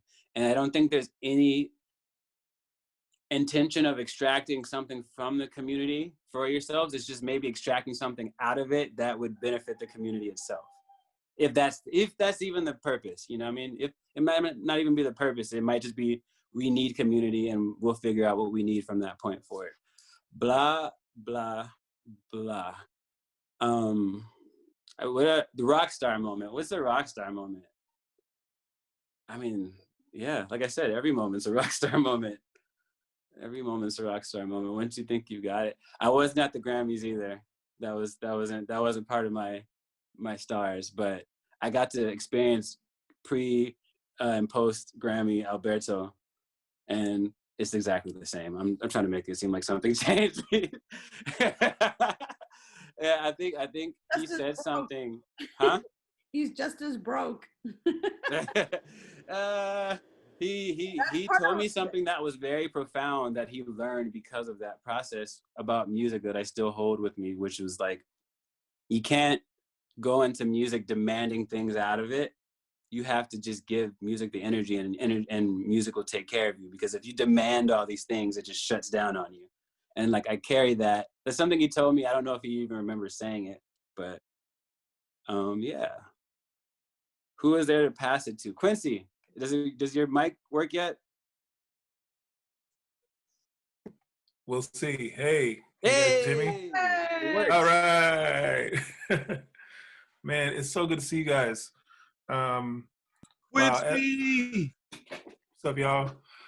Man, so good to see your beautiful faces. Man, I miss playing music with you guys. God damn, I miss playing music with y'all. Same here. Man, what can I say? I think Evan, you said something very key in that. You know, a rock star moment with Quetzal. Every single moment playing with y'all is a rock star moment. But if I could single one out, two. If I could single one moment out, it would definitely be the Grammy moment. I think the nomination was one thing, but then winning, I think I was in my studio apartment in Midtown and I cried my eyes out because it was the year after my mom passed. And it was just such a humbling experience. I was just like, wow, what in the entire fuck just happened? So yeah, I'll never forget that moment for the rest of my days. Two, I think performing Gifts of Life, there was a Day of the Dead show we did up in Seattle, and I did Gifts of Life. Something about that just felt extremely profound and magical. And I'm thankful to you guys for trusting in me to perform that song or asking me to have that song be part of the show. And it just speaks to you guys' level of care and trust that you have for the musicians that are a part of this ensemble. It really speaks volumes. So yeah, it's such an honor to be a part of this family. I first met you guys at McMurphy's in Pasadena years ago. I think that has to be like 20 years ago now. I was even old enough to get in the club. I was playing with Burning Star. And so it was like, yeah, we're playing with Quetzal. I was like, Quetzal? I never heard of no band Quetzal. Talk about, I wasn't even fresh off the boat. I was fresh off the church pew. Didn't know shit about playing gigs and bars and venues and shit. Hear you guys play, and I'm just blown away by the rhythm, the sound, the music, the harmonies, everything, the voices, just insane. And then turns out one of the members of Quetzal, the founding member of Quetzal, his name is Quetzal. I was like, and the motherfucker's name is Quetzal? Oh, hell no, ain't nobody motherfucking named Quetzal, and the band is Quetzal. Who's motherfucking think he is? Nah, this ain't it. And from there, I always just had such a love and respect for you guys. Through the years, I got to learn how much you guys pour into your music, how much you pour into everything that you do that is centered around what Quetzal is, whether it's workshops, teaching in various venues, schools, mentoring kids, future musicians, future activists. The body of work is amazing, and it just never stops. It never stops. What were some of the other questions? I'm trying to hit some of those because I want to get to. It's awesome that you're mentioning this. Quetzal, you have questions. Go ahead. Yeah. So like, what was your contribution to the band? What did you bring? I mean, I know what I think it is, but I want to hear from you. Well, you know, my love has always been harmony. Harmonies, you know, growing up in church and singing gospel, my love has always been and still is harmonies, and you know, just exploring different avenues to go with 4 or 5 part harmony, seeing what works, seeing what doesn't work. I loved what we did on some of those tunes and Imaginaries, and just kind of stretching, you know, a simple triad into these extensions. And I just love that. Just like those are some of the moments that I live for, and I'm so glad that we got a chance to add some of those in our recordings, and also to some of the, you know, the kind of the, you know, the way I approach keyboard is kind of like a it's kind of like a mystery and a science to me. and you know, shit's gonna be choppy, some shit's gonna be a little messy, but I live for those moments when I'm playing where, you know, in church they use the term the Holy Spirit, but I love those moments when the Holy Spirit speaks or moves through you. And these are some of the moments that I feel get captured in recording and also in shows as well. And it's, yeah, I just live for those moments. And I feel like this band just caters to the moving of the Holy Spirit through rhythm, through harmony, through dance and melody. I feel my church background, my church upbringing kind of led into that with you guys.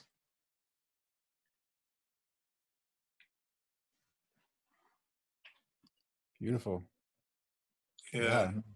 Thank you. Man, thank y'all. Thank you guys once, like I said, for that trust. Not a lot of organizations or bands or artists, you know, trust the people. You know, it's like, you know, a lot of people like to guide ship every single which of the way, which you do have to have, but also too in music, something special happens when you allow that the presence, or when you allow the source of all things to speak through your voice or through your instrument. And that only happens through experience and trust, really. And some technical knowledge doesn't hurt either, but Yeah. experience, oh man, is everything. And thank you guys. Thank you, Quincy. Thank you so much, and for for being here. I really appreciate it. I really want to ask you all, and anybody can jump in here. Is all of this folks that you're mentioning and things that you're mentioning. The one thing that pops into my head is sort of like Quetzal Flores as a person and a band leader. He hates this, but I'm gonna do it anyway.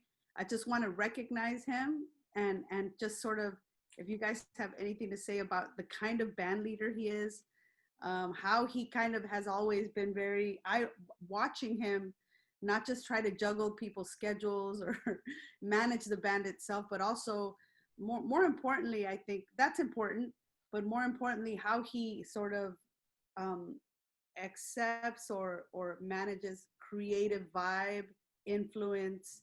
Like, can you guys, anybody jump in about that? Like the kind of band leader he is when it comes to like putting something together? Absolutely. It's, you know, it's inspiring to me to watch. It's always been inspiring to see how organized he'll put the band together. And Quetzal's mad cool.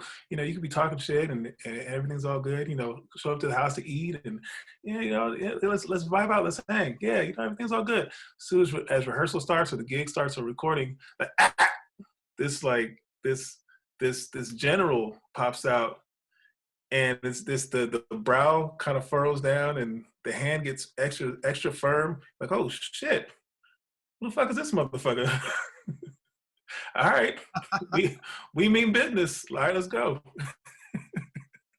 You know, I learned that from Kiko, Edson, and Rocio, and all these other folks. Like that era of the band, they put us all to task. Dante, wow.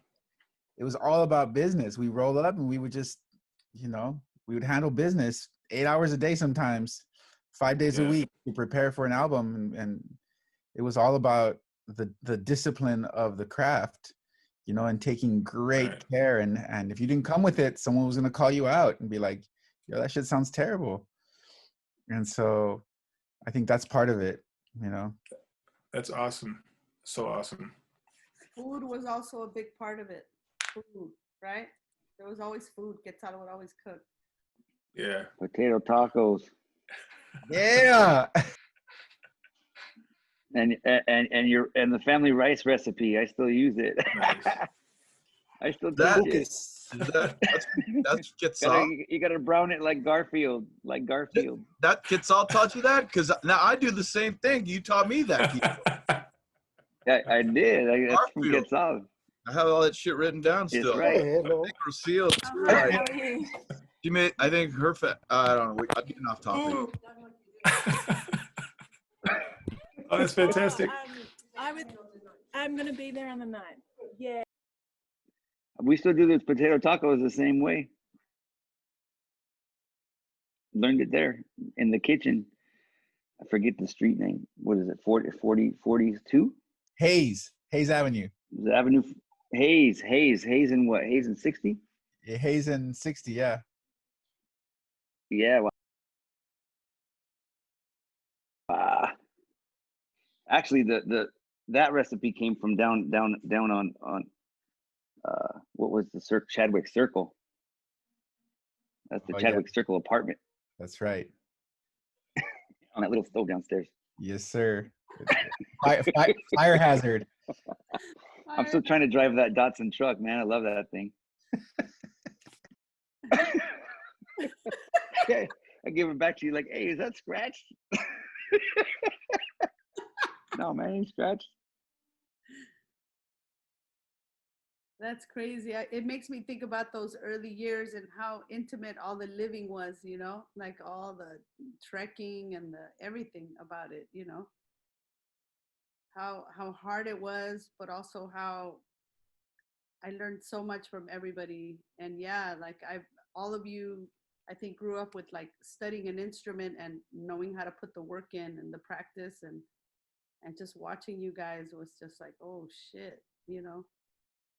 Always felt very unworthy. But I really, going back to kind of Quetzal's influence and how he, even though I didn't know how to do this stuff, he was always very open and teaching and teaching me or letting me experiment with things. And I'm really appreciative of how he sort of mentored me in so many ways, and made sure that I was paying attention when somebody else did something, or, you know, just being in that musical dialogue, you know, and watching him run a band, you know, musically and, you know, logistically, like it was difficult to plan things, but, you know, so it's never easy. He taught me a lot of things. I mean, but one of the most important things he taught me was how to drive through LA without taking the freeway. That was like critical. And I still use that information to this day. I work up there a lot. I mean, I don't need to take going that way. Secret routes, except that now it's on Waze. Now it's all blown up. So sorry, man. But anyway, that was my little cut. Crazy. I mean, yeah, he still does that. He still does that shit. That's Waze hilarious. owes you money. There are 2 questions in the Q&A. I see. Shoot, how do I get to that? Okay. It says the first one is for Junior. It says, how does having played with the band shape your musicianship, and if in any way, how does it shape your relationships? Uni. Hello, everyone again. Like I said, like I mentioned before, it helped me to be more open as well, to receive all these other influences.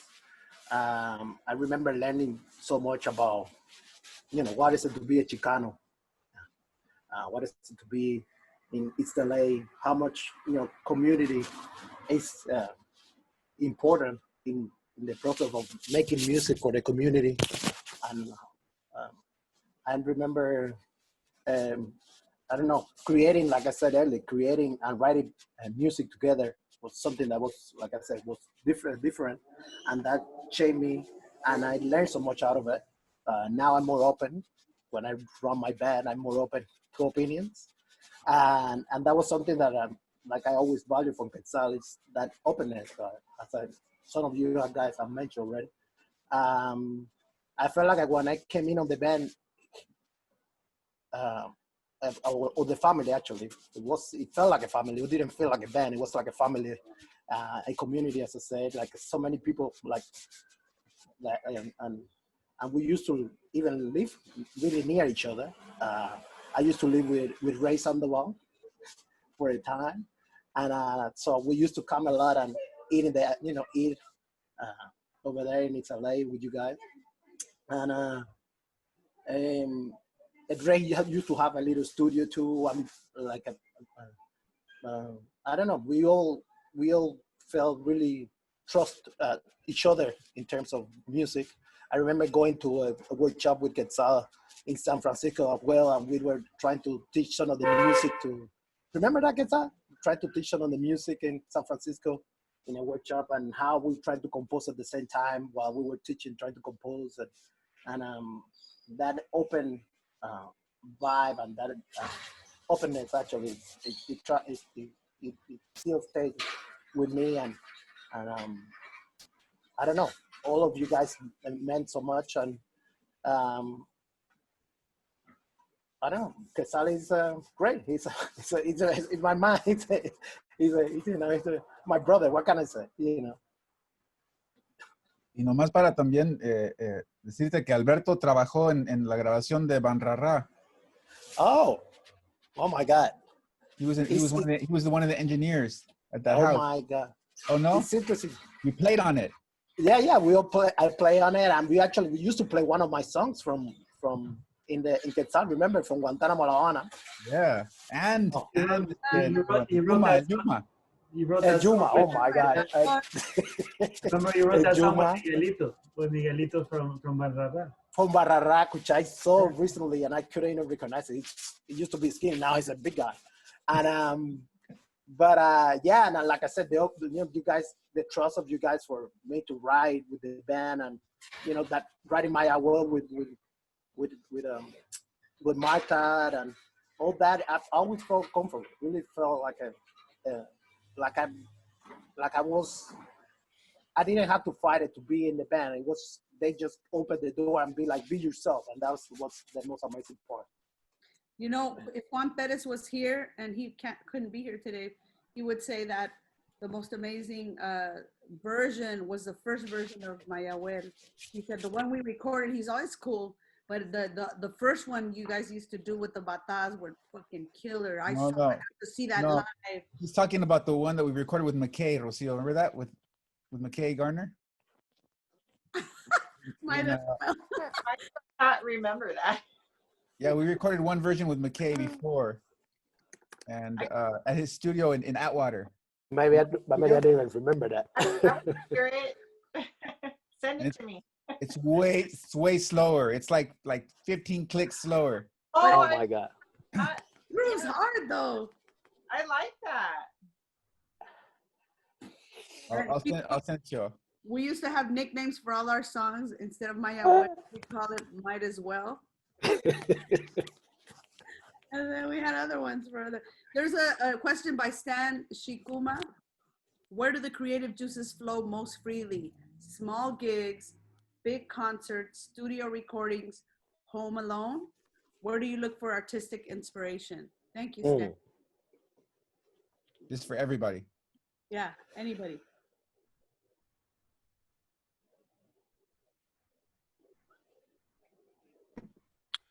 Small groups while pre-production, small rehearsals, 3-4 people in a room just working parts out, and sometimes not even having a clear direction of where to go.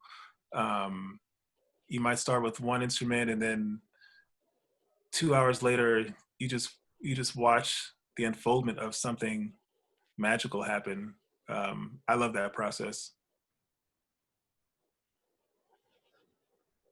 I like when the band plays on the road, or on the road, I guess, for a long time, and all of a sudden you get straight up exactly like Martha's doing, like that, and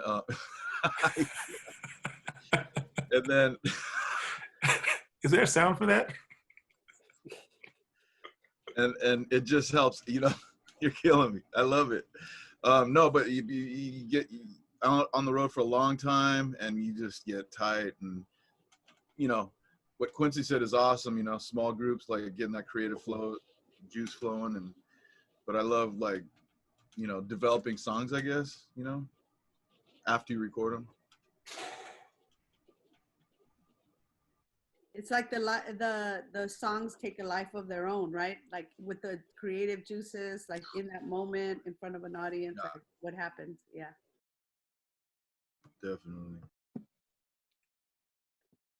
I have a question for Junior. Where are you? Because I'm on East Coast time. Where are you, man? I'm super East Coast. No, no, no, no, no. Right. Man, you I'm New in the end of Zealand, the world. I'm right? close to the end of the world. I'm in Australia. I knew it. I knew it.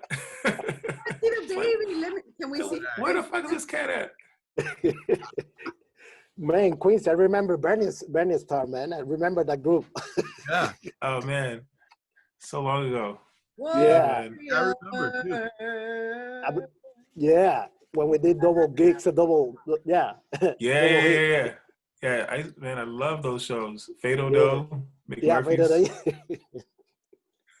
Fado Do. I barely remember Fado Do shows. That was like debauchery. Larry King, or I think he was a front doorman. Mr. King. Oh, Mr. King at Fado Do. That's right. Oh, Hey, Kiko's pulling out all the Kiko's pulling out all the nicknames for the bands. He posted Burning up, Store, right? Oh So Smelly. Quetzal. what up? What What about slow Slow reading? Fighter? Slow reader. Slow Reader?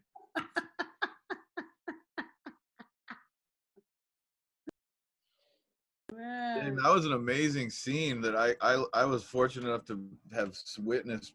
Like, man, it was amazing to see Quetzal and like Ozo and all, and like that whole scene, Blues Experiment, fucking Burning Star.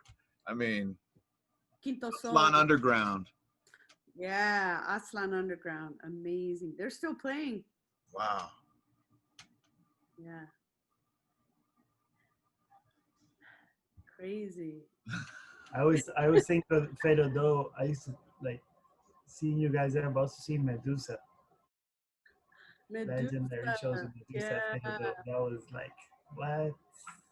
Or seeing Quincy also with Black Shakespeare. That was the shit too.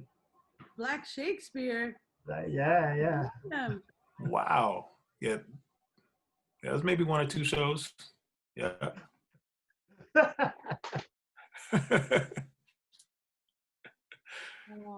Some of those auxiliary gigs, ad hoc ones.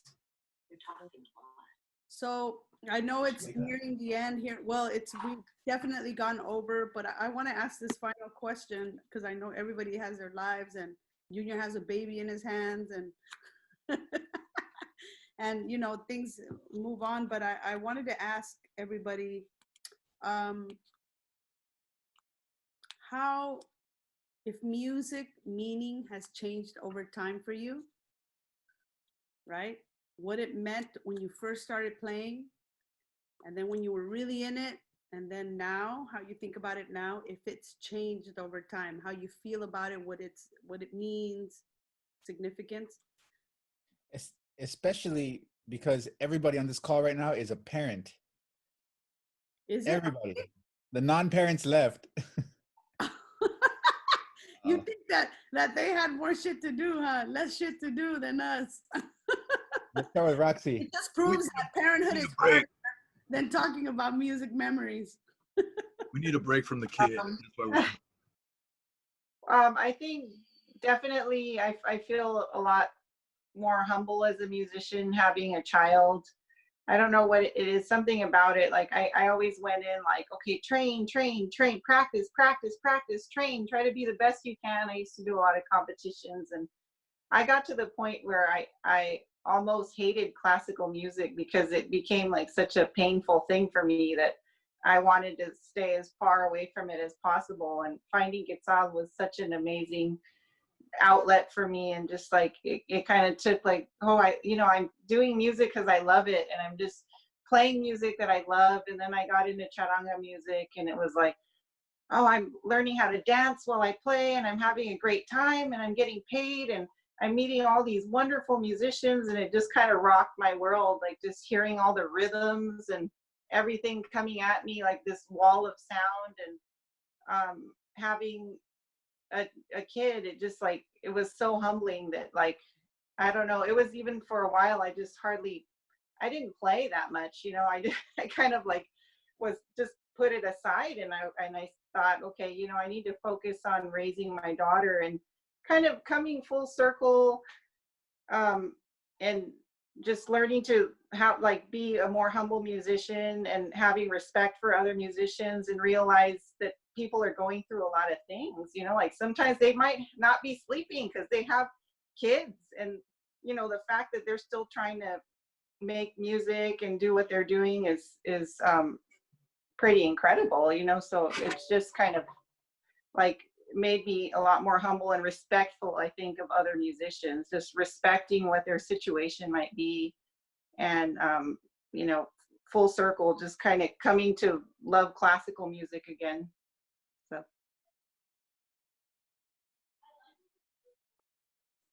Thank you, Roxy. Anybody else? Well, I would say a few things. I would say that I still have the same love for the music that I have when I first heard it as a kid. The business around it has changed a lot, and that's something that we still have to grapple with, and how we're gonna all change with the times. That's what I find more difficult. Um, Definitely having kids at the moment. Um, it actually it's happening the same with Rocio. Like I haven't even played that much my instrument, but it's all right. I don't feel bad about it because I feel like I'm gaining so many other things out of them, and that will come out musically at one point. Um, but I think uh, now I feel so inspired when I see little kids play. There's something about it that teaches you how they do stuff sometimes so natural, the way that well, sometimes we force ourselves to learn certain things, and they just do it so natural that they teach you so much. At any given time, I recently was introduced to like Suzuki method in New York, and I started to teach. I never teach like a really small kids, but I started to see how really little kids learn and everything. And I was really impressed. Actually, this morning I was watching this 3 years old violinist playing like um, this concerto, this little girl playing the violin. I was like, oh my God, I'm so amazed, like how they are able to pick up so much and be so natural at it. And that's really has influenced me the last couple of years, being around little kids like that, because I never, I actually never learned. I started to learn when I was 7, but never really 3 or 4 years old. So that's really impressive to see somebody playing at that age. And like I said, music is a big part of my life. It's sometimes, I mean, I don't see myself doing anything else, and it still is something that, like I said, trying to deal with how we're going forward with all these changes in the music business. And Edson was starting to mention some of that, and how now you make an album and you just put it on Spotify and everybody listen to the album without paying a cent, or you receiving $1 about it. And I don't think you could go to a restaurant and eat without paying. So this is stuff like that, stuff that I every day kind of had to think about and try to understand, and trying to see how I'm gonna proceed in this new phase that we live in. So that's something that I kind of think about every day. Beautiful. Thank you, Uni. Thank you. That's awesome. As I'm listening to you guys, the first thing that pops to my mind is the amount of healing that takes place as you're playing throughout the years. I look back when 25 years ago, no one could have prepared me or told me how much healing you would have to do in your lifetime just to get through just the different levels that you will grow through in your lifetime. I'm amazed, and there will always be new levels to reach, new levels of growth and healing. But just in the last 5 years, God, it's amazing, and the music continues to, for me, continues to show that. Um, I I like the fact that in some ways I don't think the way that I used to think. I don't write the way that I used to write, and for that, I'm so grateful. And it makes me think of the song from one of the songs from Dai Cabo Dai Para Sanar, and how instrumental that song was at the time for that album. And that song to me continues to speak to me to this day. Um, just the soundscapes that song takes you through. I think that song a lot, and how much it ministers to our life process, and how much it's ministered to my life process specifically.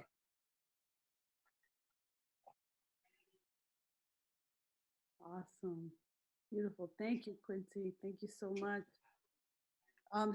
There's a comment by Jennifer Cuevas. Do you guys remember Jennifer Cuevas? Yeah. All right. She said, I really love all these Yeah. stories. I was fresh out of college as a journalism student when I was recruited by Vero Gonzalez, my cousin, to do publicity. And I had the honor of working on three of your early albums. I remember when y'all got booked on the Aerosmith tour, the Cubanismo tour. It was an amazing time to be part of the scene. I love how you've all grown and all the iterations of the group. Quetzal has always been 100% authentic, and I appreciate that part and the level of musicianship. That's dope. Stella! How you doing, girl? I'm okay. Just, it's so funny. We got all this stuff going on in the front of the house, but I wanted to step in and kind of just say hello to everybody. Oh, it's good to see you. Your beautiful face. You too. Oh my gosh. I miss seeing you guys. Yeah, same here. Dailana. I know. It's crazy. You guys all look great. It's crazy. That's how we feel about you guys, man. Well, man, unless anybody else has anything, I want to end this whole thing with a song. I want to play one of our videos, and I'm going to leave it up to you guys which one to choose. We can do Chicana, early Chicana Skies, Jarocho el Legua, Planta de los Pies, Todo lo que tengo, Coyote Hustle, or Justice Never Dies. You guys get to choose. Chicana Skies? You want to do Chicana? Want to watch Chicana Skies, old school, early Quetzal? All right, you guys, before Marco puts that one on, I just want to tell you guys how honored I am that you all took the time to be here today. Thank you for all your wonderful, beautiful words and your memories, for sharing your memories and your thoughts. And you did it today like you did it when you were part of the band and members of the band and creatives in the band. And Quetzal, do you want to say anything before we? No, are you sure? Love you guys. That's it. Yeah. Love you guys so Love much. you guys so much. Love you all. How I wish we can turn. I mean, at the same time, life goes on, right? Things happen, but it's so special to see your faces and to think about it and listen to the music. And we love you guys so much. Thank you so much for everything you. The blood, sweat, and tears we shared together. We're very grateful. We love you guys. And so we'll end with the, hey, look at the babies. Which one is that one? You have more than one. She's This, so, oh, there's Asia. Oh. yeah, look at how beautiful. This is big and this is little. Yeah. Oh, yeah, no, yeah, now I see it. Now I see it. Oh my And God. They're beautiful. Oh my Oh, God. wow. they're Beautiful. huge. Oh my goodness. All the babies. Yeah, everybody's. This is little. This is Vero right here. And Yeah, this is that's Asia. right. They can't see me. Yeah, we Hi, can cutie. see Oh you. my goodness. Gorgeous. Do you have a rifle at home? Just kidding. I'm not promoting guns. I'm just saying those are some pretty girls. Beautiful. Oh, well, we love you guys once again. I'm gonna end it with this early. Hi, Stella. This early music video. Love you guys. Big love.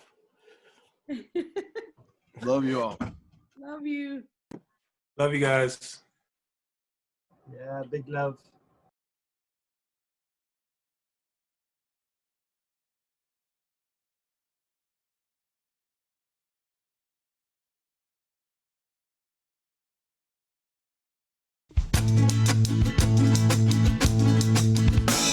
Love on the verge of a revolution wants me, wants you. Bodies are bright, the dates are vibrant. It's a night that beckons the bloodletting.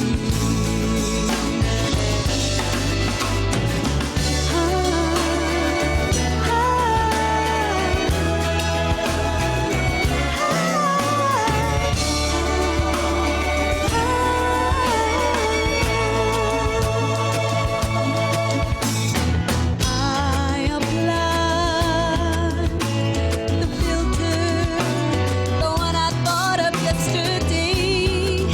Well, it keeps me free from vulnerability.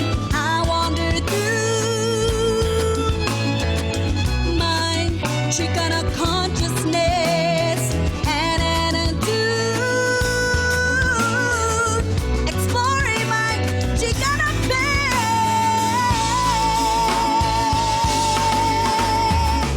I've been looking through this Chicana sky, reaching for my moonlit dreams in the color of the night. Oh, I've been looking through this Chicana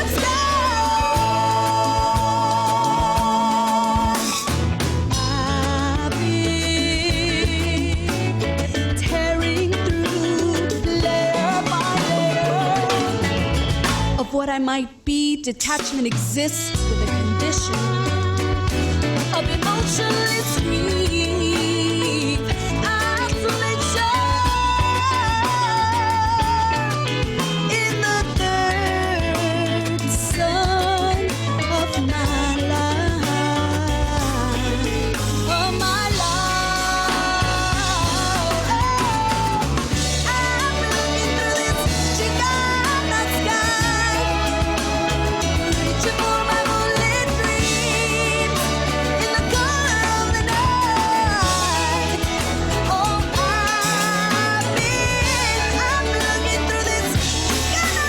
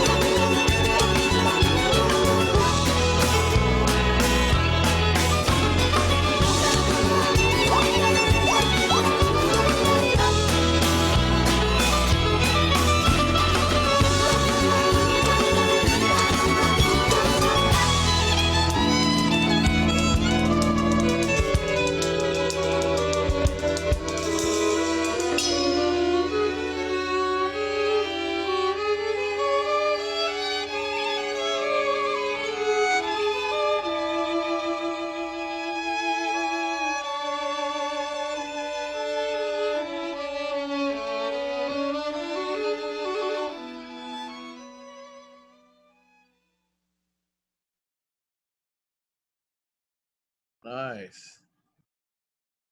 Good times. Yeah. Amazing. Good to see Amazing. it. Amazing. Amazing. Crazy, right? Some deep looks going on in there.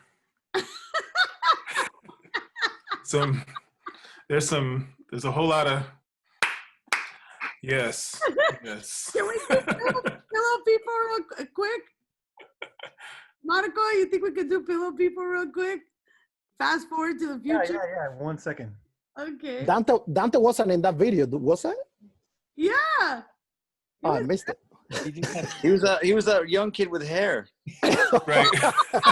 He's a young kid with hair.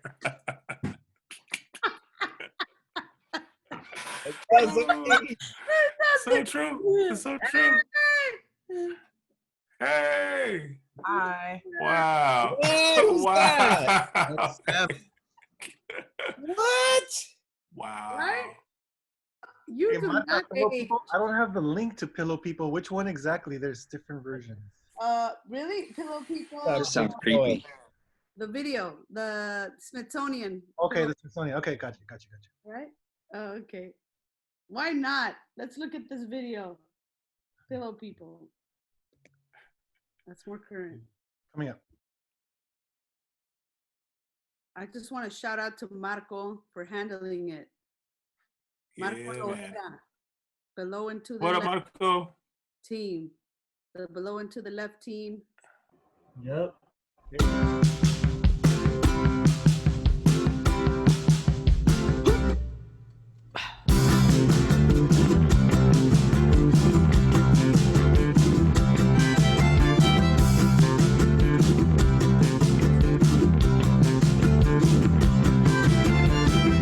Over mountains, over cerros, over desert valleys, from the ranchos to the towns to the city alleys. Coming ones, coming twos, Texas, you to Cali. People walking, running, crawling, border tallies.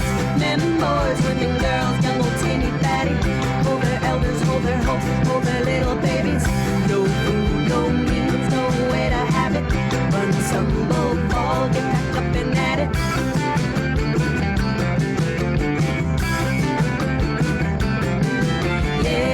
Make the plan, pay the man, truck it, walk it, run it.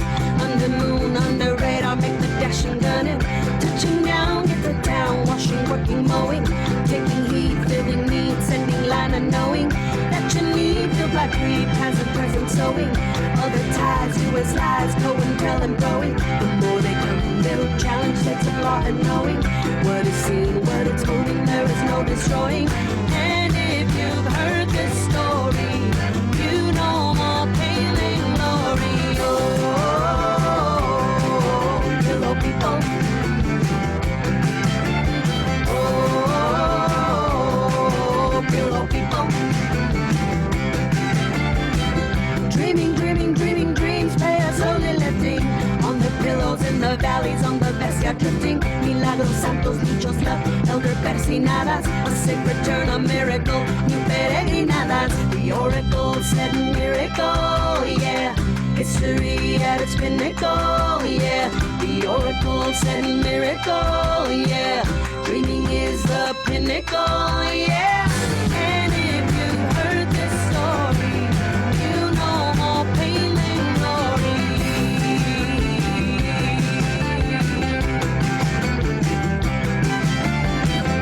And if you've heard this story, you know more pain than glory. Oh, yellow people. Oh, yellow people.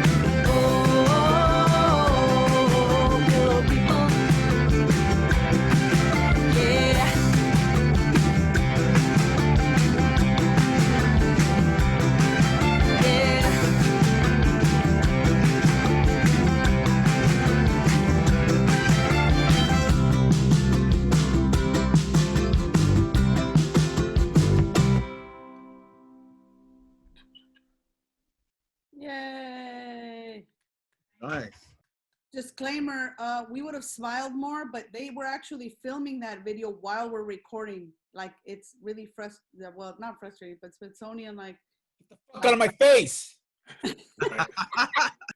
it's true. The camera is always on you, and it's like you can't. And then suddenly they put out this video, and I'm like, dude, I would have smiled more if I knew you were gonna make a video out of it. But you're thinking like anyway. Just kidding, Charlie. Yeah, Charlie's amazing. Shout out to Charlie, who is the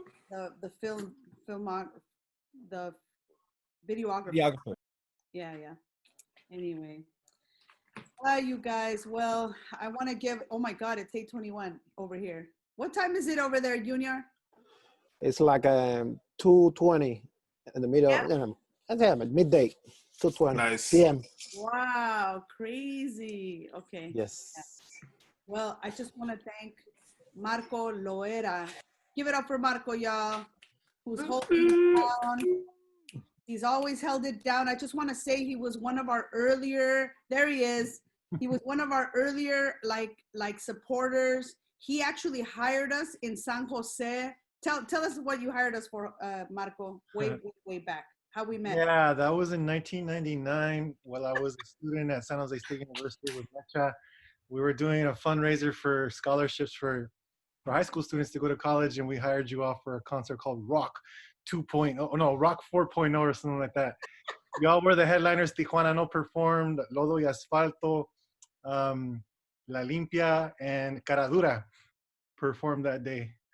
That was back in the day. That was amazing. And that was shortly after I had seen you all perform at this tiny little, actually Gordon Biersch in this like alleyway where you all did 2 sets. The first set, Los Murciélagos, and then after that you all performed like the songs off of like the first album. And me and my friend went to go check it out, and I was like completely blown away that these people that were like in the early 20s were doing like these incredible standards, like at such a high level of musicianship. I was like blown away. So that was that story. It was impressive. It was incredible. And it's crazy because like a lot of you all here, like in this room right now, we're there at that time, and you're still going. It's incredible. It is. It's crazy, right? Well, thank you so much for believing in us then, Marco, like you believe in us now. Doing this tech, he's part of the Below and to the Left team. And so anyhow, I'm so, again, thankful. Thank you guys so much. Love you. We need to do another reunion like this soon, just to keep talking. Even it's not recorded or anything, just for the hell of it. Yes. Absolutely. Right? For sure. Yeah, especially in these times. And with some tacos. Yes. Oh, They have tacos in Australia. They don't have good Mexican. Oh, you're saying tacos. Not happening. Actually, you know what? Surprisingly, they have good tacos in Atlanta. Atlanta is not slacking. Really? On Mexican food, yes. You know what? Trust you. In general, some of the best tacos, I'm sure. Here All in the Mexican immigrants that built the stadiums for the Olympics. You know, that is true. Yeah, Mercedes-Benz Stadium would not be here today without immigrant input. With all the Mexican and Central American immigrants. It's true. Like like for the World Series, immigrants, we get the job done. You know what exactly. Exactly. Dodgers, they did it. I saw a hat that said "Make America Mexican Again." No. To jump out. Hey, no, you guys know I bought a MAGA hat. I have a MAGA hat. I keep it in the car just in case it's the South, just in case I get pulled over by the police. I have that shit with me at all times. Sad world that has to happen. But his daughter refuses to put it on. She starts screaming because to put it on her. That was hilarious. Quetzal was telling me, we were cracking up. You try to put it on your daughter and she takes it off. She's pissed off. She takes it off. And she likes hats. She likes hats, not that one. She's got criteria. She knows. Right. No, she definitely does. She can't read yet, but there's something about that hat she don't like, right? Actually, I think she can read already. It's kind of weird. She has shown signs of being able to pick out some letters here and there. She knows what's up. She's a sharp cookie. Of course, she's your daughter. Oh man, she's Jessica's daughter. Oh, tell Jessica I say hi. Give her a big- Will do.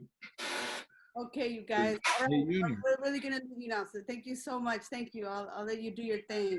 Thank you so much. We love you. Thank you so much. I'll see you soon. Love you guys. Love you. Guys, love you guys. Bye. Bye. See you later. Yeah, that album, Uni. Kikiri está durmiendo, tamalito. Kikiri está durmiendo. Hey, great to see you all. I'll talk to you. Likewise.